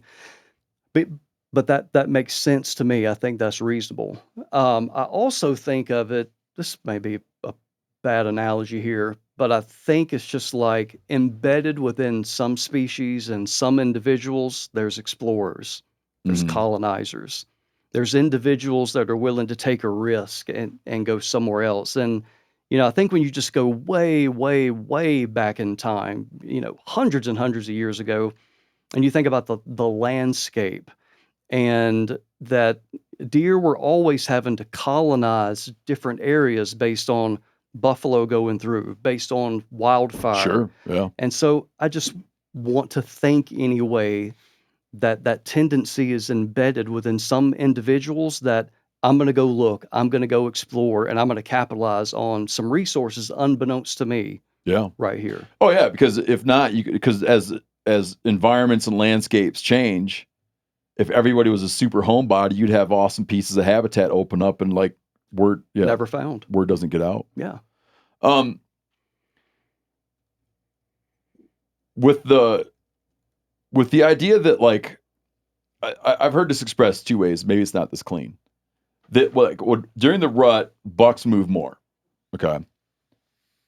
I remember someone pointing out like they move more, but they don't move to new places more. They just move more in the places that they already move anyways. Is that fair? I don't think that's fair. That's not fair? Yeah. Okay. So what we were able to do is, of course, we did all the annual home range stuff, but we also looked at 2-week home ranges, daily home ranges, and a term called net distance or net displacement. And the bottom line is you will see the greatest home range if you look at it in 2-week periods during the peak of the rut and during the late rut or immediately after the peak of the rut. But the amount of area that a buck is spending each day, it did not matter if it was pre-rut, no rut, way after the rut, 200 acres per day. Independent. I'm not following what you're saying. Okay. On a daily scale, independent on the time of year, rut phase or not, peak of the rut, post-rut, pre-rut, etc., did not matter. Even though their daily ground they were covering could be greater, during the rut, the amount of area that they recovered was 200 acres per day. But when you look at the very next day where they're at, it will be further apart, meaning a buck is spending covering ground, about 200 acres of ground per day. But during the peak of the rut and late rut, those daily areas or places are further apart. Really? Maybe I should say it a different way. Does he make like a single move and then do the 200-yard circuit and then makes a single move and does another 200-yard circuit? Is that what you're saying? Yeah. So maybe think of it like this. When you get into non-rut and early pre-rut, every single day there is a great deal of overlap in the area a buck is covering. He might have an overlap of 80% of the area he covered the day before. He's in this area. Gotcha. But when you get to later in the rut, because now they're seeking, they're chasing, they're looking, now he's spending 200 acres way over here, 1,500 yards away. He's in a completely different area. He's covering the same amount of area in a 24-hour time frame, but the distance away from the date, he's exploring new spots. Yeah. Really? So do you feel, as a hunter then, are we trying to capitalize on that move between the two spots? If you can. I mean, if you can find out, I mean, that's where why that is, a rut funnel would be a good place to sit, right? Okay, I think you got to frame it like this. If you've got a lot of intel on a buck, I mean, I know from camera data observation, I know kind of where he's going to be. The best chance for that is pre-rut. But if you want to go out, I'm going to go to the woods. And what are my greatest odds of seeing a buck, a good buck? Then because of that movement behavior, that is absolutely. So the one that hides out at Old Lady Thompson's might be off on your spot. That's right. Mm-hmm. That's right. He's going to shift. He's going to move. Yeah. No kid, really? Mm-hmm. I can show you the data. Yeah. Okay, I'll hit you another one. Then these guys can hit you with whatever they want. This might not be something you can tell from your data. Do you think it's true that bucks play the wind and cruise for does by coming on the downwind side of bedding cover? I think probably 50% of the time they do. Okay. So they're not visually looking for them. I think, or they do, but they in addition to visually looking, they're cruising to smell them. Yeah. What we generally think of right now, and this could have a lot to do with those 200-acre daily areas being so far apart and disjointed. What we think is that bucks are cruising to find what are called doe focal areas. So think about the social behavior of your doe population, those matrilineal groups. And so here's a group of does here, here's a group of does over here. We think of it as a circuit. And so a buck is going to go into this area. He knows who all's there, via signposts, scent, so forth. He's going to check it, scent check it. Who's good or bad? Anybody close coming into heat? Okay. Maybe she's already into heat, but occupied. He's going to go to another area, part of that circuit, and look for a doe and estrus there. Okay, I lied. I got one more question. Then these guys can hit some. I asked this earlier, but I kind of screwed it up. During peak rut, is there a strong likelihood, or however you want to put it, is there a strong likelihood that a buck will go somewhere during peak rut that he has never before been in his life? Or is he usually at some point in his life been to all the places he's going to go? So he's visiting places he knows about? Or is he legit like going spots he's never seen before? I think the answer is yes, but I don't think that is just during the rut. So the way we would define that would be called an excursion. Mm-hmm. And so that would be different from a mobile personality like we talked about earlier, because that is where you set up a new home range and you have affinity for that area. An excursion is I'm in my existing home range and I'm going to take a trip. A 2 to 3 day. I'm going to cut a loop and go here and go here. we see those start to occur during the pre-rut, and it really escalates during the rut. But with our data during our study, we saw the greatest amount of excursions in the post-rut, so after the rut. But excursions being that he, again, like, he's going to, it might be hard to do this because you can't track him his whole life. He's going to places he's never been. I can't answer that. Because you don't know where he's, because you don't know his whole life history. I don't have his whole life history. Got it. Yeah. But we definitely saw the bucks going to novel areas within the limited time frame we had them studied. In other words, we didn't see the exact same excursion loop every time. They would go different areas. Yeah. And so, we think they are looking, prospecting, whether it be does, food resources, whatever. Because that's when you get like really vulnerable, man. Like you get really vulnerable to something bad happen to you when you're in places you've never been. Like you're on some, do you know what I mean? You have no idea what's going on. Mm-hmm. And like that to me feels like a buck would get like, dude, I'm not doing that. Yeah. Do you know what I mean? Like I'm not, like I've never been there. I have no idea what's happening. It just seems like they'd feel so vulnerable. And from a deer management perspective, I mean, if you do the kind of stuff we work on with, you're managing for antlers and older bucks and so forth, that is where even with a large area, so you may have a 5,000 to 10,000 acre tract and you are primarily controlling the harvest within that population, except for the excursion. Yep. And so that is where you will see some of those target bucks are going to go off property and man, they get hammered. Yeah. Yeah. You go over to the place where those, brown it's down property. They get shot. And that is so frustrating because you've done everything all year long for years and years and years. And you have that weekend where he decides to take a trip. Dude, what's funny is I know these guys and they have a big no fence operation in Texas. But they wound up doing one fence. They fenced one property line because they have some brown it's down neighbors. And so they tried to like control it a little bit by blocking that spot. Right. The other three sides do whatever they want. Yeah. I got a couple places like that too. It's that pinch point, that corridor of where they're going to go onto that other property and we're going to block that off. Yeah, and these dudes' stands, what's so funny is these dudes' stands were all along that property line. Right. Oh, yeah. Oh, yeah. Just waiting, Yeah. All right, I'm done. The October boogeyman is the October lull for hunters. The November version of that is lockdown, where there's an idea that there is a phase of the rut for like 2 to 4 days where a buck gets a hot doe around like November 16th, and they bed down and they breed and they just become less visible, and they just become very dedicated to that spot and like rutting with each other. I don't care what he says, this is true. Is that a thing? Do the deer movement studies show that that's a thing? Yeah, they just stand there.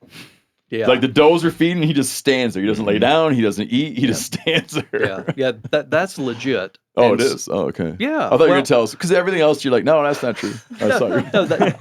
That's legit. So you get like in the peak of the rut.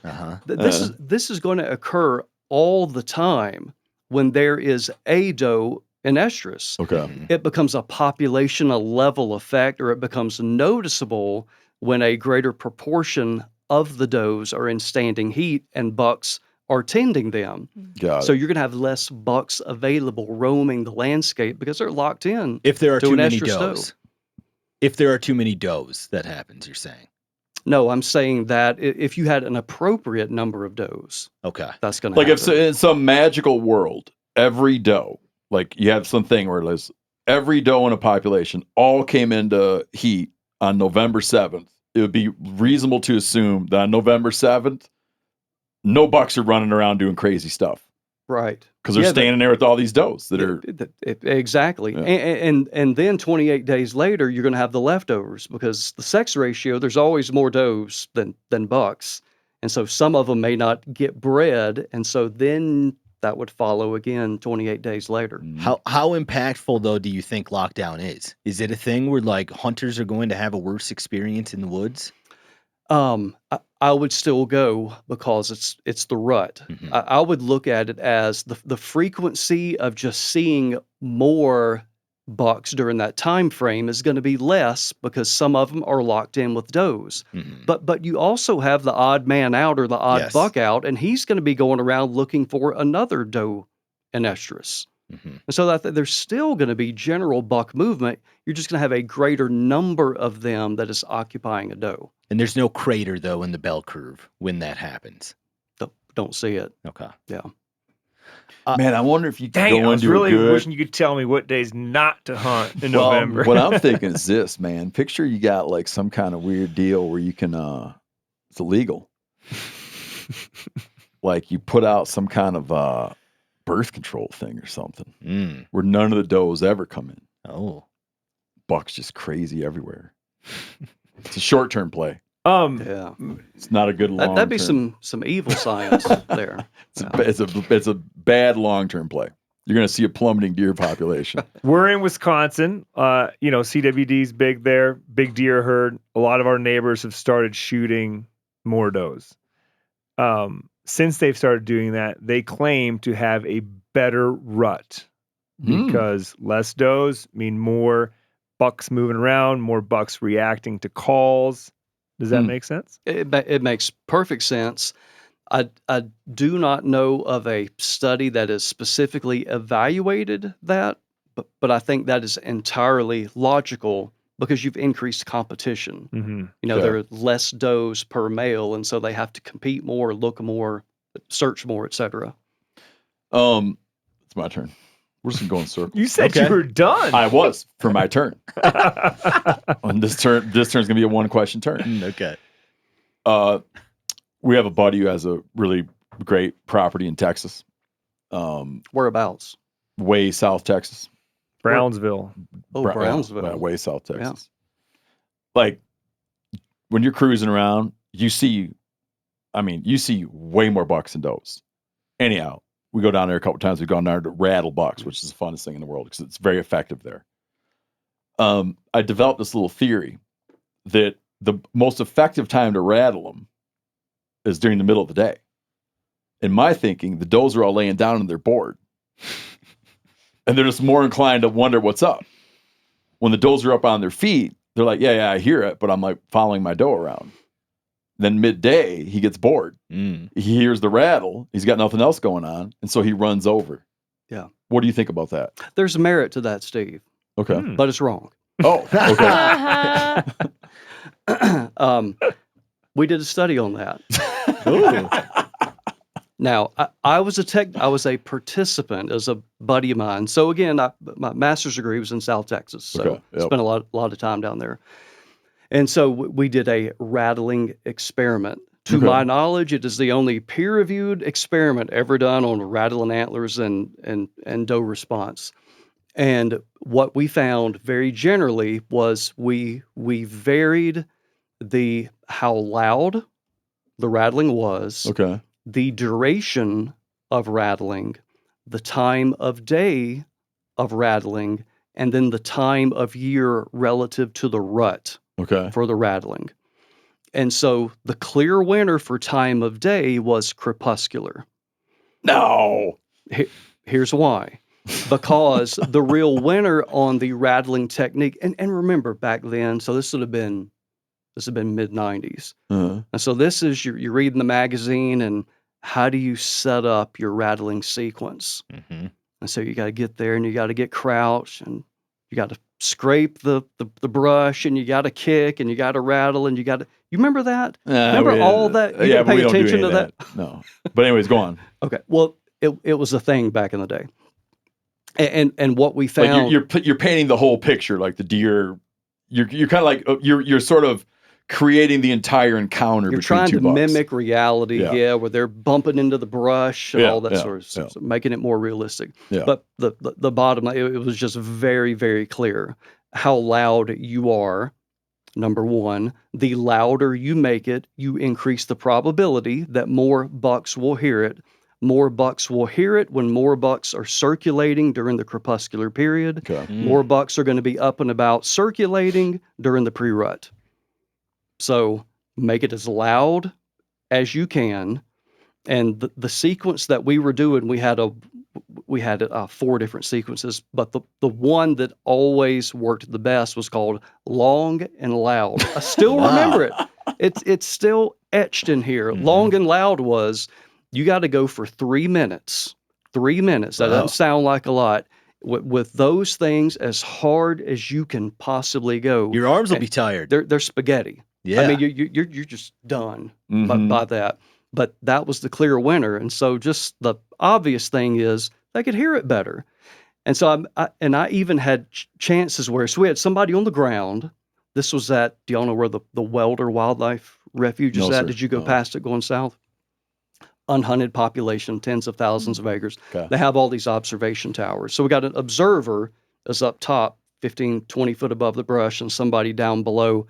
And you could literally even see, I saw this to where the guy below starts rattling. He's doing a long and loud or something like that. And the buck is 400 yards away, and he hears it. And he starts coming. He's not running, but he's coming. He's obviously moving that way. Stopped rattling. He was back to browsing around. Oh. And then it was over a 30-minute period. And so then we had an elapsed time, and you do another rattle and then another rattle. And you rattle him, bring him in, keep coming, stopped rattling. He stopped, rattled him again, finally closed the distance and brought him in. So volume and increasing the probability that a buck is within distance of hearing you. Yep. That was the secret sauce. Okay. I like your strategy though, Steve, because if I'm thinking about rattling, if it's dawn or dusk, in my head, deer movement is already like a 9 out of 10. I don't need to help the deer movement anymore right now. At midday, though, maybe it's like a 4 out of 10. And so I could rattle and bring it up to a 7 out of 10. And so I'm just like, I'm raising the floor of my hunt at that point. Yeah. We were not viewing it as hey, there's nothing else to do. Mm-hmm. We were viewing it as going out in the morning. There's like deer around, and you do a few rattle sessions. Nothing happened. Get to be 11 a.m., and all of a sudden, buck. So I had this whole boredom. There you go. Hypothesis, but it could be other factors in there. Go ahead, ask a question. What do your movement studies say about age? I assume it's just real simple that like a 1.5-year-old moves more and he's more reckless than a 5.5-year-old. Is that what you've seen? Yeah, it's very subtle. You know, there's a lot of people will say, and maybe we did not have enough really, really old bucks. We had several 5- and 6-year-olds, but we saw a general decline, a general contraction in home range, but it was not overwhelming. Okay. But yes, it did. You know, after the yearling dispersal event, they're typically going to have a larger one. Okay. And then it's like they keep figuring out, you know, year after year, it gets a little bit smaller. I feel like hardo whitetail hunters will also say that you talked about how there's more movement after the peak of the rut. And usually those are the mature bucks. They're the wise ones who know that not every doe has been bred yet. So they're playing the long game. That's when they're going to get up and be a little more reckless. Is if you think the peak of the rut is like November 14, those old mature bucks, 5-, 6-year-olds, they are really participating in the rut more in that like 15th to 25th time period than a 2.5-year-old is. Is that like putting too much stock in those ideas? I think a buck is going to participate whenever he can, and whenever he detects there is a doe in estrus, he's going to participate. Okay. If that answers your question. Yeah, like I said, a whitetail hunter would say that is the time period of the rut for the old bucks. That's like when they are vulnerable. Well, yeah, they would be exposed more during that time. But not more than a 2.5-year-old is. I wouldn't think so. Okay. Yeah. I'm going to go out of order and ask my next question, then Yanni, and then Spencer. We only have a couple left. Time Go ahead and ask your question. I was afraid I'm going to forget mine, but ask yours. No, go ahead. I won't forget mine because it's sitting right in front of me. How far away you think how far away you think a buck can smell a doe that's an estrus? Great question. I would say I haven't said it depends yet, but I think it's going to depend so much on wind condition, you know, and so forth. Still be a wild ass like perfect conditions. Hundreds of yards. Okay. But are you asking about Hundreds of the yards. doe herself, or just the scent that maybe she left behind? Just detect the presence of a doe that's in heat. Yeah. In perfect conditions. It wouldn't be crazy to say hundreds of yards. I don't think so. Not at all. Mhm. Yeah. Like their sense of smell is that good. Yeah, I think so. I don't know if it's 500 yards. To me, I think about diffusion. And so, the further and further you're getting away, the more those molecules are, being distributed within the air. And can they pick up enough of a concentration to cause a response? But certainly hundreds of yards. Mm-hmm. Go ahead, Yanni. Yeah. Bronson, why'd you bring that antler all the way from Mississippi And what's glued up on here? there? Yeah. And if you're just listening, you're just later going to have to go to YouTube and watch to see what we're going to talk about. Well, he's got a big old buck antler. Mm-hmm. It's a Michigan 10 with the brow tine sawed off. Mm-hmm. Might be 150. He's got an aluminum contraption. He's got an aluminum contraption glued to the end of it. Squirrels have been chewing on the tines. That was actually damaged during velvet. Oh. Oh, I just thought of another question. Yeah.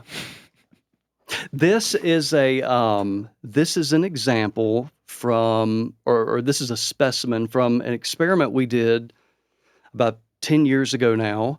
And the question was, let me back up. We always at Mississippi State with the Deer Lab, we try to do every single thing we do has a purpose for the end user. It's going to affect hunting. It's going to affect management, help you manage your property, except this. This has nothing to do at all with man. This is straight up deer biology. Me and Steve Damaris, the other co-director of the Deer Lab, we had this debate going on for years and years about female choice. Oh. Do female white-tailed deer, do they have any type of choice whatsoever? Now, behaviorally, we don't know if she does, because when she comes into standing heat, she's going to breed. If she's in standing heat and a buck is behind her, she's going to breed. Doesn't matter if it's a spiky or no big old rope dragger. So I think she has to assume, I guess that's the right word, assume that's going to sort itself out. That hopefully through a dominance hierarchy, she's getting the better buck. But during the peak of the rut, that may not always be the case, because the quote dominant older buck, he may be occupied on a way over here with another doe, and we see multiple paternity, and so in 25% of does, the twin fawns, 25% of those will have two different fathers. Got it. So it's going on. Multiple bucks are breeding. So I had just always thought that she has to care. She has to care. Now, whether she can do anything about it or not is a different question. But she has to care that if what is behind me and about to breed me, is it a year-old spike, or would it be a 3, 4, or 5-year-old with larger antlers and a big body who has clearly demonstrated, I'm a survivor. I can make it. Yeah. She's got all the investment. She's going to have the gestation for 7 months. It's all her resources. She ought to care who's behind her. So well, how do we do this? So we had another project going on, and we had a way we could set this up. So we took all of our bucks and we standardized them. We came up with pairs. We paired them by age. We paired them by body size. So a doe looking at a buck couldn't say, well, that buck is clearly 4 years old. That one is clearly a yearling, and choose one of them. Yeah. So we standardized by body size and age. And then we got with our ag engineering people, and we developed a contraption to where we could manipulate antlers. Could make him look like a toad even when he wasn't. That's exactly right. So we challenged these does with... Well, hold on. You got to explain how you did that. Yeah. Take a little spike and put that antler on his ass. No, yeah. While he's alive? Yeah. Well, we sedate him. Yeah. We sedate him. Yeah. So they all have the base part somehow attached to their pedicle. Yeah. So all the bucks that are in the study, they're going to be sedated, and then we're going to cut their antlers off. Mm-hmm. We're going to affix that part, the coupling affixed to the antler, and then the pedicle, they're going to get a receiver coupling there. And so this is incredible. And so then we will challenge a doe. So then we had someone from the vet school, reproductive physiologist, they can induce estrus, with a progesterone treatment or something. Sure, yeah. So now we know when that doe is coming into heat. And so now she's she's demonstrating she's an estrus. So we send her down an alleyway, and she's got a pen. And then to her left and to her right are two equally aged or equally body-sized bucks. One of them's carrying a 160, one of them's carrying a 90. And then we monitored her behavior to see which one she would prefer. Now, we could not allow them to breed, just the way it was set up, the logistics. But then we looked at all the behavioral signs of, if we pulled the fence up, which one would she go to? And it was over 80% of the time, she always went for the antlers. Wow. Even a younger Superficial, dude. Good for her. Superficial, man. Hey, man, but there's that 20%. She's not interested in personality. It's like totally superficial. But it wasn't 100%. It was, 20% didn't fall for the big antlers. So there's some selection going on. Well, but like you're saying, whether or not I get what you're saying. Like in that environment, there's selection going on, but however that's occurring in the real world scenario is hard to determine. Exactly right. Yeah.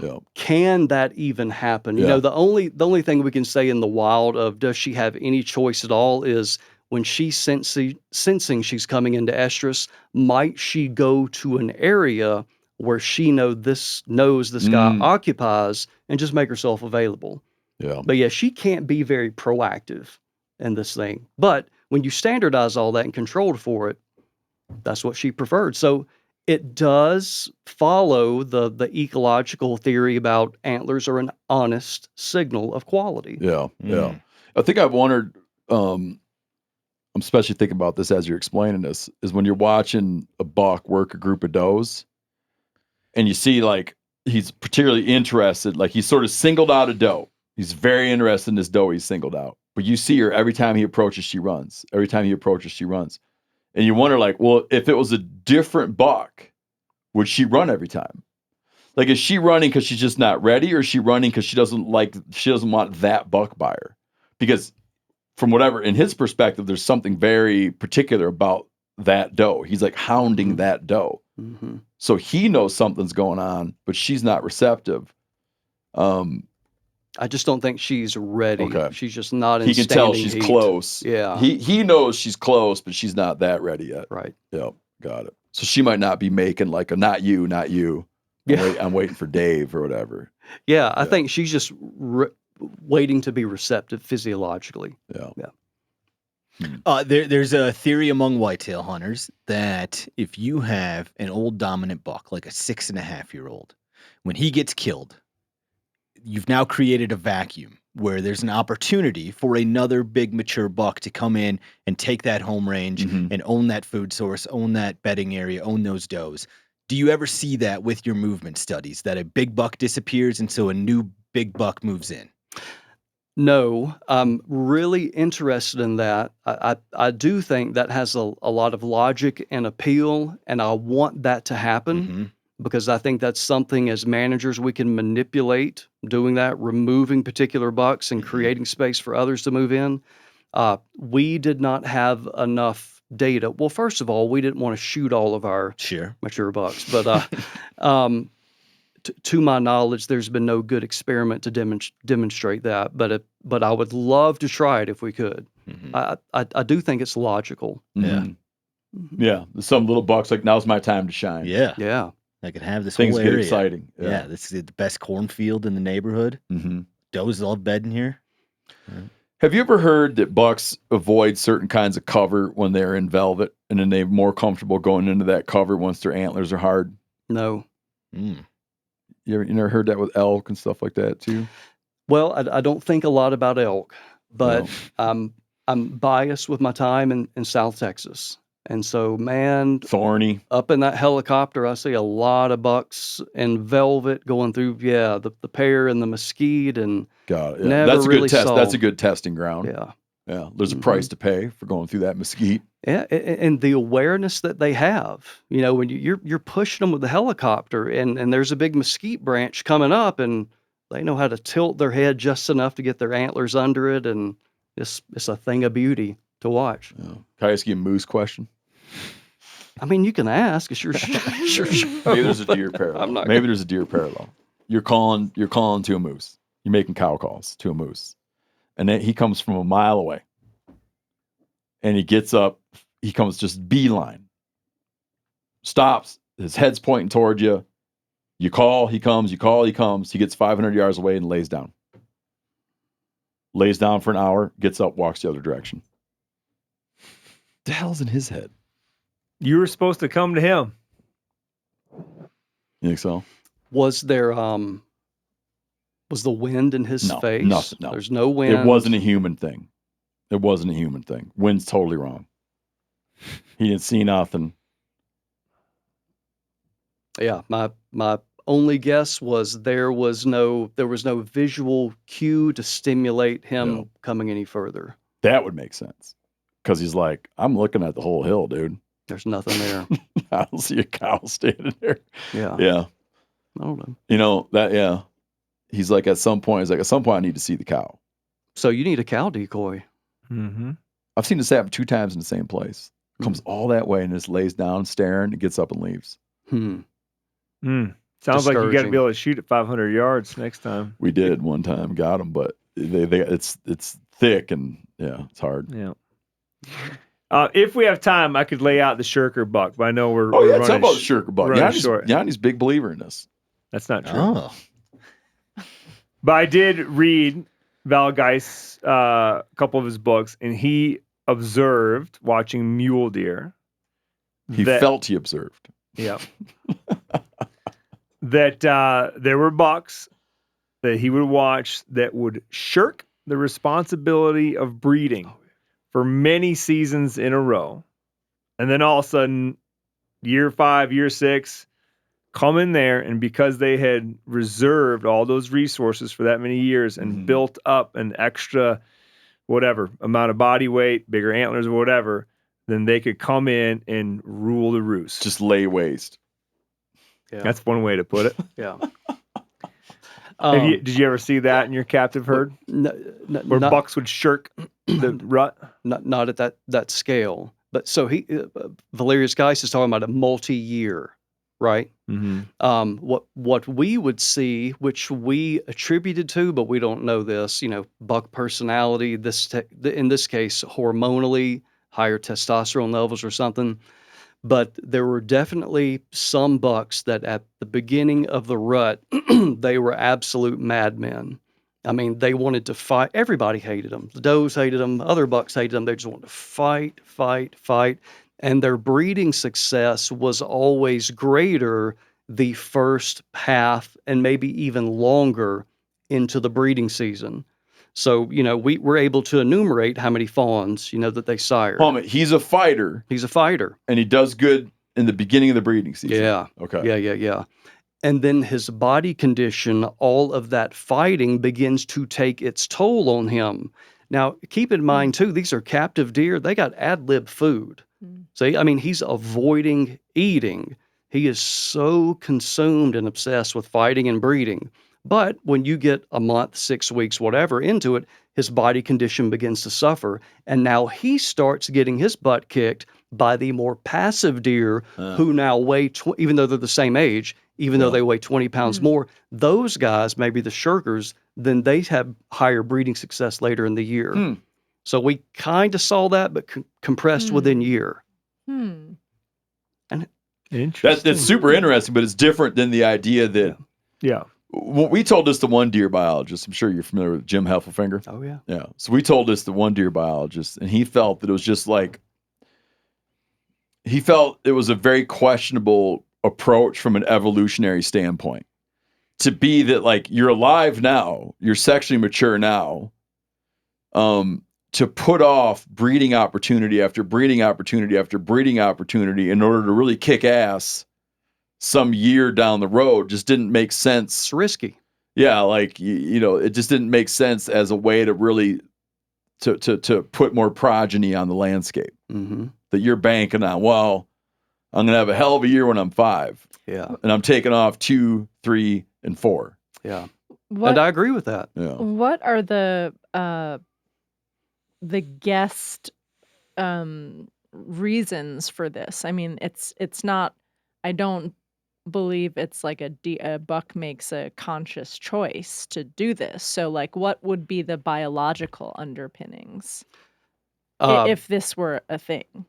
Yeah, I don't remember what Valerius Geist, all of his reasoning, Right, but I'm trying to think about a mechanism of how that could work. Is And it like onset of hormones and things are happening mine at would be different times?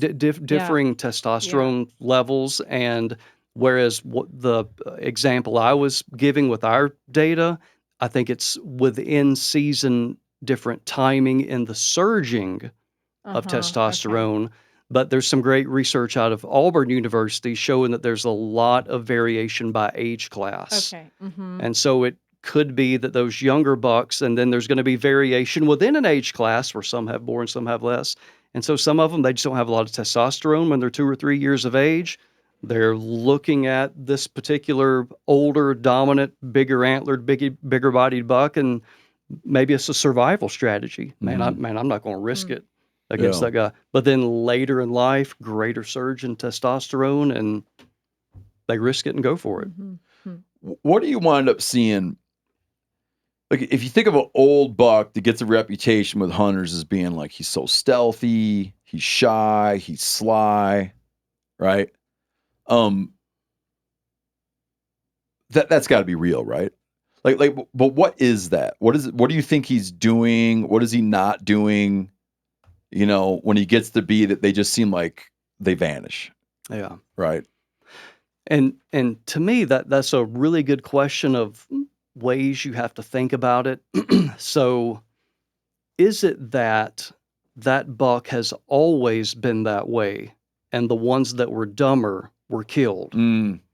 So selection that's a great is going question. on. Yeah.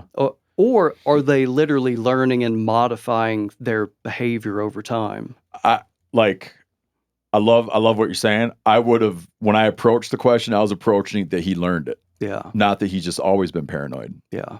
Yeah. It's probably a little bit of both. Yeah. As well, would be my guess. Yeah. So what are they doing different? I think it's probably just being more perceptive and maybe being more slow in how they process what's going on. They're not as much of a risk taker. And so they're playing for the long game of like, I may not breed as many does within a year, but lifetime reproductive success, I may win. Yeah. Things like that. Yeah. There seems like there's some learned stuff like looking up in trees. You know what I mean?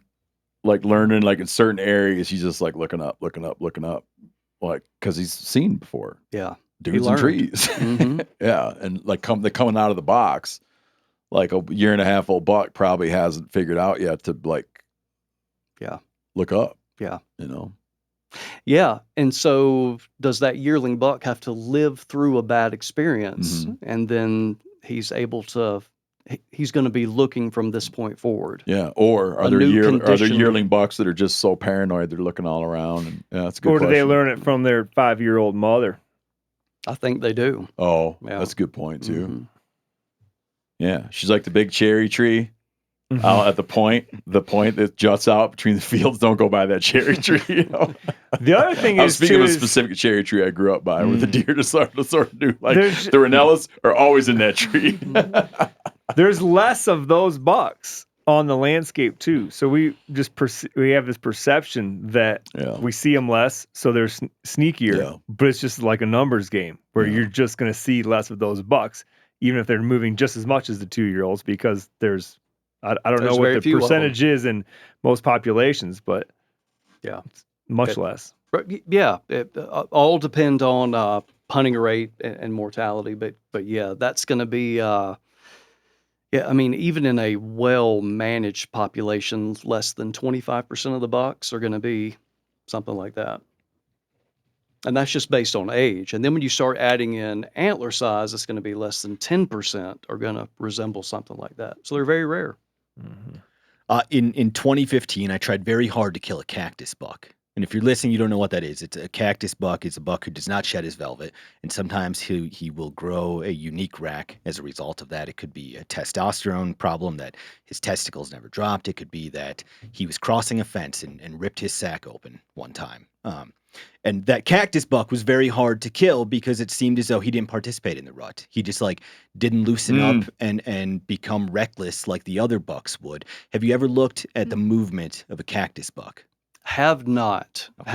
We've never, I guess, been lucky enough to have a collar on one, but a property that I hunt has one right now. And I just got pictures from my hunting buddy about a week ago that the cactus buck is back. Was he there last year? He was there last year. What did you notice him do last year? He hung out with the does. Yeah. Yeah, they just like don't participate in the rut. Nope, not at all. The deer writer, Pat Durkin. Oh, yeah. He had an observation where when he was the editor of Deer and Deer Hunting magazine, he profiled a great many big buck killers. Okay. And he had come to this kind of realization after a while. There's a lot of amazing big buck killers. They couldn't tell you what kind of tree their tree stand's hanging in. Meaning it's just like, it's not like there's a point at which it's not like a woodsmanship thing. It's like, they're just good at killing bucks. They're not generalist woodsmen, you know? Do you ever feel like your research, like in real on the ground application as a deer hunter, does your research guide your activities, or is like deer hunting is just deer hunting? And it doesn't matter what you know to be true from all your projects. Yeah.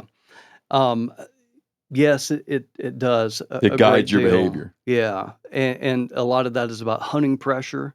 Okay. And thinking about, and this doesn't work everywhere in the U.S., in the Southeast, a lot of stand hunting, a lot of permanent stand hunting and so forth. And just recognizing that deer know when you're on the property. And it's not gunshots. It's you being there, you being on an ATV. It's the smells, the sounds, all that. They know when you're there.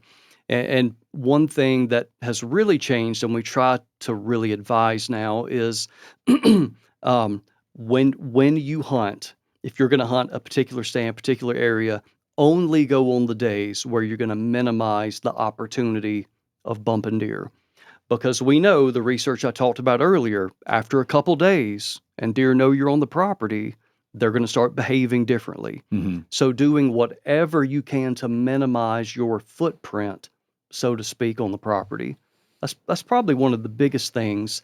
And then some really boring stuff that people roll their eyes about. But in terms of antler quality, herd condition, things like that, density, deer density, doe harvest, stuff like that, I know how critically important that is, and people are trying to figure out what the heck's going on with our deer.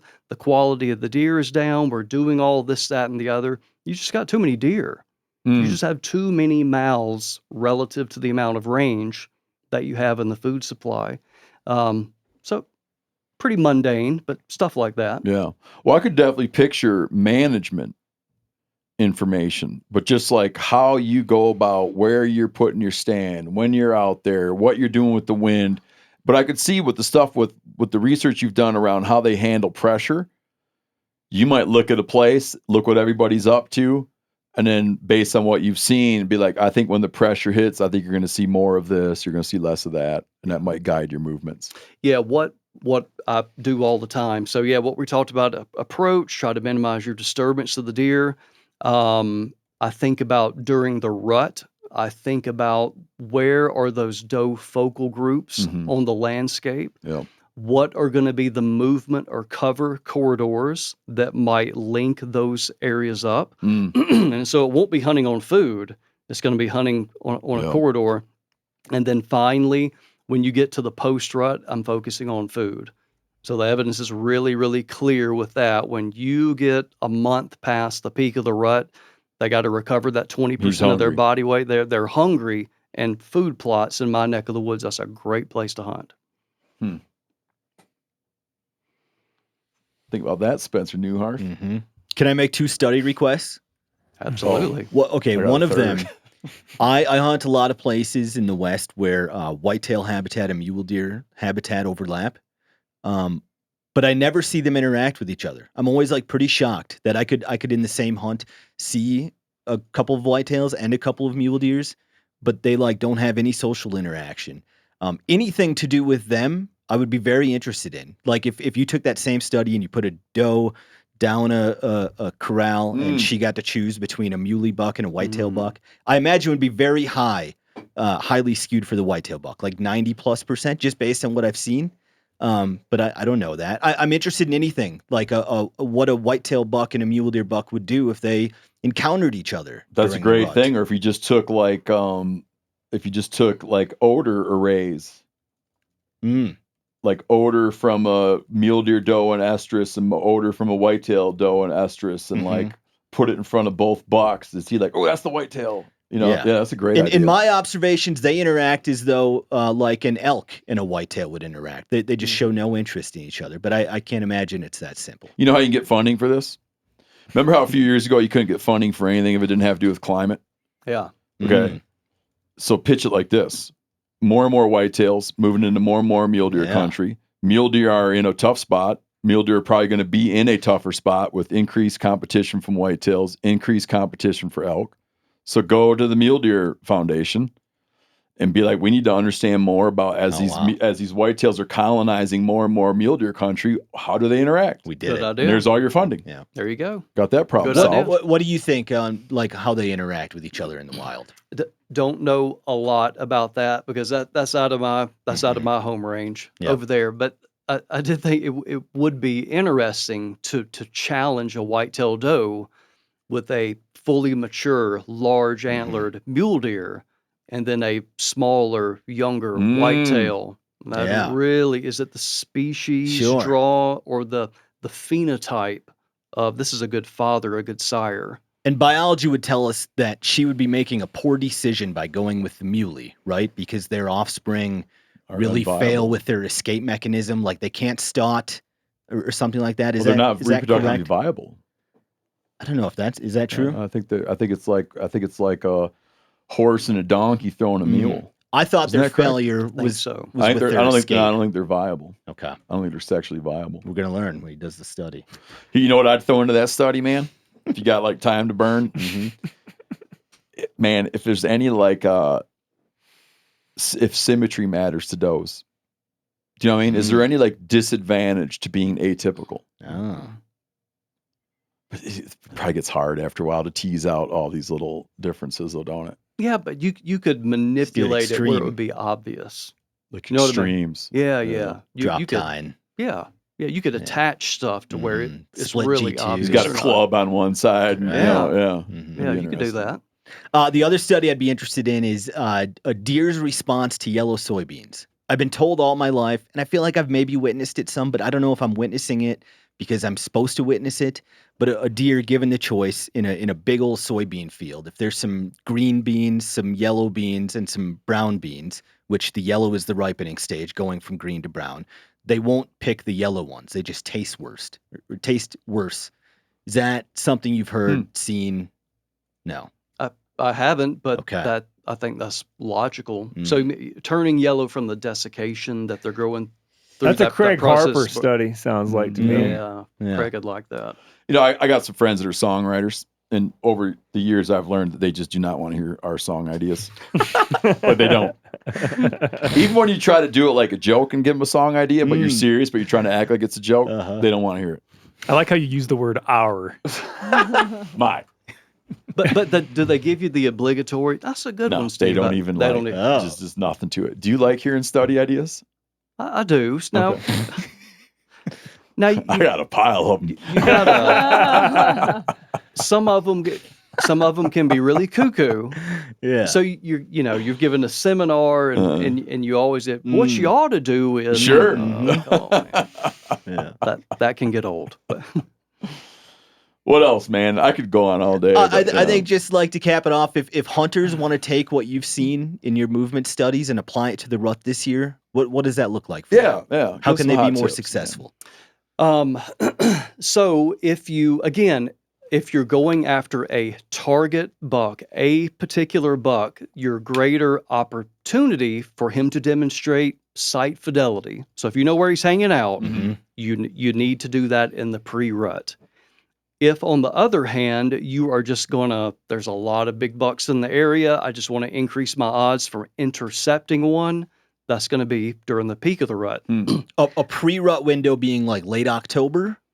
Well, it depends on when your rut is. Okay, so say it's like a November 15 rut. That's the peak rut. Yeah, so let's go 1 month or greater before the peak of the rut. Okay. Yeah. So like October 15 then? In your neck of the woods, yeah. Okay. Yeah, that'd be about right. Okay, so just make sure I'm tracking what you're saying. Like when you pick the November 15th, we would agree that peak rut is sort of like the day when you have the highest relative number of does in estrus. Is that fair to define peak rut that way?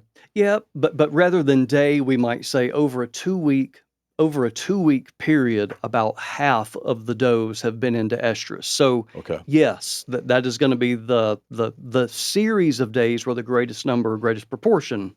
So there's a 2-week window. Like if you take like just generally with whitetail deer, there's a 2-week window in which 50% of the does come into estrus, and we're going to declare that 2-week window to be peak rut. Yeah. Know, if it's a synchronized rut and so forth, generally speaking. So that's kind of funny because then when you hear a guy's killing some giant that no one has ever seen, never showed up on their cameras, like that's that dude that's cruising. Excursion. He's an excursion buck, yeah. He excurted off your place. Yeah. And excurted on some other guy's to somebody else, and they got him. Yeah. Exactly right. Huh. And then if you didn't get him pre-rut, if you didn't get him during the rut, hunt food in the post-rut. Okay. Yeah. And during the rut, you might want to, here's an interesting finding. We actually looked at food plot use, 2 different types of food plot use. Okay. And so on our study area, by the way, our study area was 50 to 60,000 acres. So pretty big footprint. And we had every make and model of food plot you could have. We had 1/4 acre food plots, acre, all the way up to 20 acre food plots. And so we wanted to look at, is there any food plot size that deer would come to that disproportionately? Mm-hmm. And so size, you weren't varying what you were growing. Good question. We had so many food plots that we had to assume that some of them had wheat and clover, some of them had brassicas. We had to assume all that kind of smoothed out, the actual plantings within it. But yes, it was just size.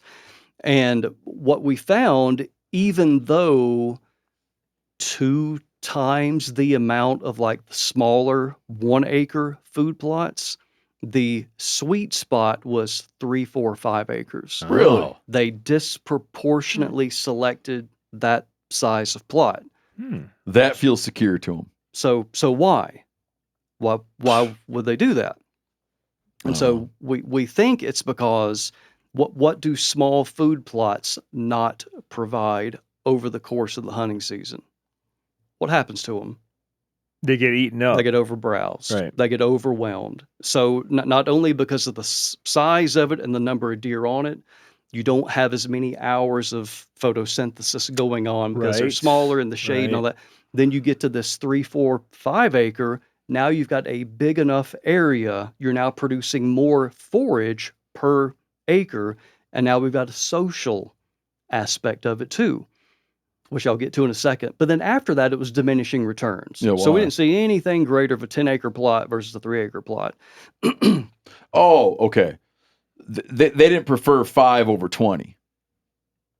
They did. Oh, okay. I'm sorry. They did. Yeah. And so we saw a big drop off in relative to their availability on the landscape.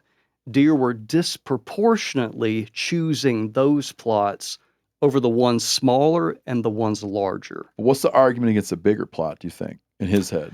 I think you reach a particular size, and there's just only so many deer in the area are going to use it. And I would say they're vulnerable. Like there's but less it's like a security habitat. Thing. Like why do you feel a buck avoids why is he avoiding a big food plot? I see what you mean now. Yeah, so he doesn't want to go into the middle of a big old 10 or 20 acre. Because that's security. Possibly so. Yeah, Yes, exposure. Too exposed. Yeah. Yep, got it. So when you look at during the year, if you look at the number of visits per day, you will see that they are visiting more during the rut. So you think about how we analyze the data. It's just ding. Did he visit the plot or not? Yes, and you tally those up. So they're visiting those food plots more during the day. So some of that is food. Some of it is also socially. I mean, they're cruising, looking for does. When you get to the end of the year during the post rut, they will have just as many or less visits, but their duration is longer. So now they are visiting for the purpose of forage and not socially looking for a female. Yep. God, man. Lots of stuff. No, it's a lot of great information. I got such a good study idea, but it's like so hard to explain. Dude, I'm like a post-rut buck right now, and all I can think about is some food, and we got to do this trivia in like 30 minutes. Dude, thanks for coming on. Gotta wrap it up. Yeah, man. I love your the extension. Like tell people how to go find your work and to see, because I mean you have your academic publications, but you're also producing stuff for just guys like us. Yeah. So tell people how to go kind of find some of your infographics and. Yeah, a couple places. So you can go to the msudeerlab.com. That's our website that has all of these publications on there. We also do a lot of this on social media. So we're on Facebook, Instagram. We have a YouTube channel with a lot of different videos, podcasts where we talk about this type of stuff. Podcast is Deer University. So MSU Deer Lab, the website, social media, YouTube, you ought to be able to get us. If it's on the private side, outside of the university, if you're looking for help with land management, go to wildlifeinvestments.com. And there's a lot of us there that'll help you manage your land. That's for consulting work. That's for consulting work. Yeah, that's great, man. All right. And on that consulting work, you go survey the property, talk about what's going on, what could be better, right? What strategies could be used. Habitat management, deer, ducks, turkey, quail, whatever you want with wildlife management. All right, we got an expert to help you. All right. Again, Dr. Bronson Strickland from University of Mississippi. Hale State, Mississippi State University. Mississippi State University. We have that same problem in Michigan because we got U of M and MSU. Yeah. Mm-hmm. Well, shit, it's the same way here. There's a lot of states, Steve. No. We're with the M specifically. With the M specifically. With the M specifically. Yeah. And then the extension material is like the extension piece I was talking about that shows like that kind of puts your study on the lunar stuff. Right. That's a Michigan State University extension piece. God, a Mississippi State University extension piece. Right. That puts down. It's a great graphic. Yeah. Because it puts down what people think, the idiosyncrasies of what people think, what's found, and then it puts it into all these like percentages. Mm-hmm. And then whatever kind of guy you are, moon underfoot, moon overhead, full moon rising, full moon setting, you can go and track every possible variation and find out yards per hour, all that, and you can go put your mind at ease about what's going on. That's right. I mean, it is when you look through it, I spent 30 minutes staring at it today. It is a very convincing portrayal of looking at something quite thoroughly. Yeah. Well, it's a great piece. Appreciate that. Thank you. In poster form, it would take up a lot of walls. It sure would. Yeah. But you might think about a small poster. We will. Yeah. With the real salient points in it. Next time. Okay. Thank you very much for coming on. We're all going to be, if not better deer hunters, better deer observers now. All right, thank you. Thanks, Bronson.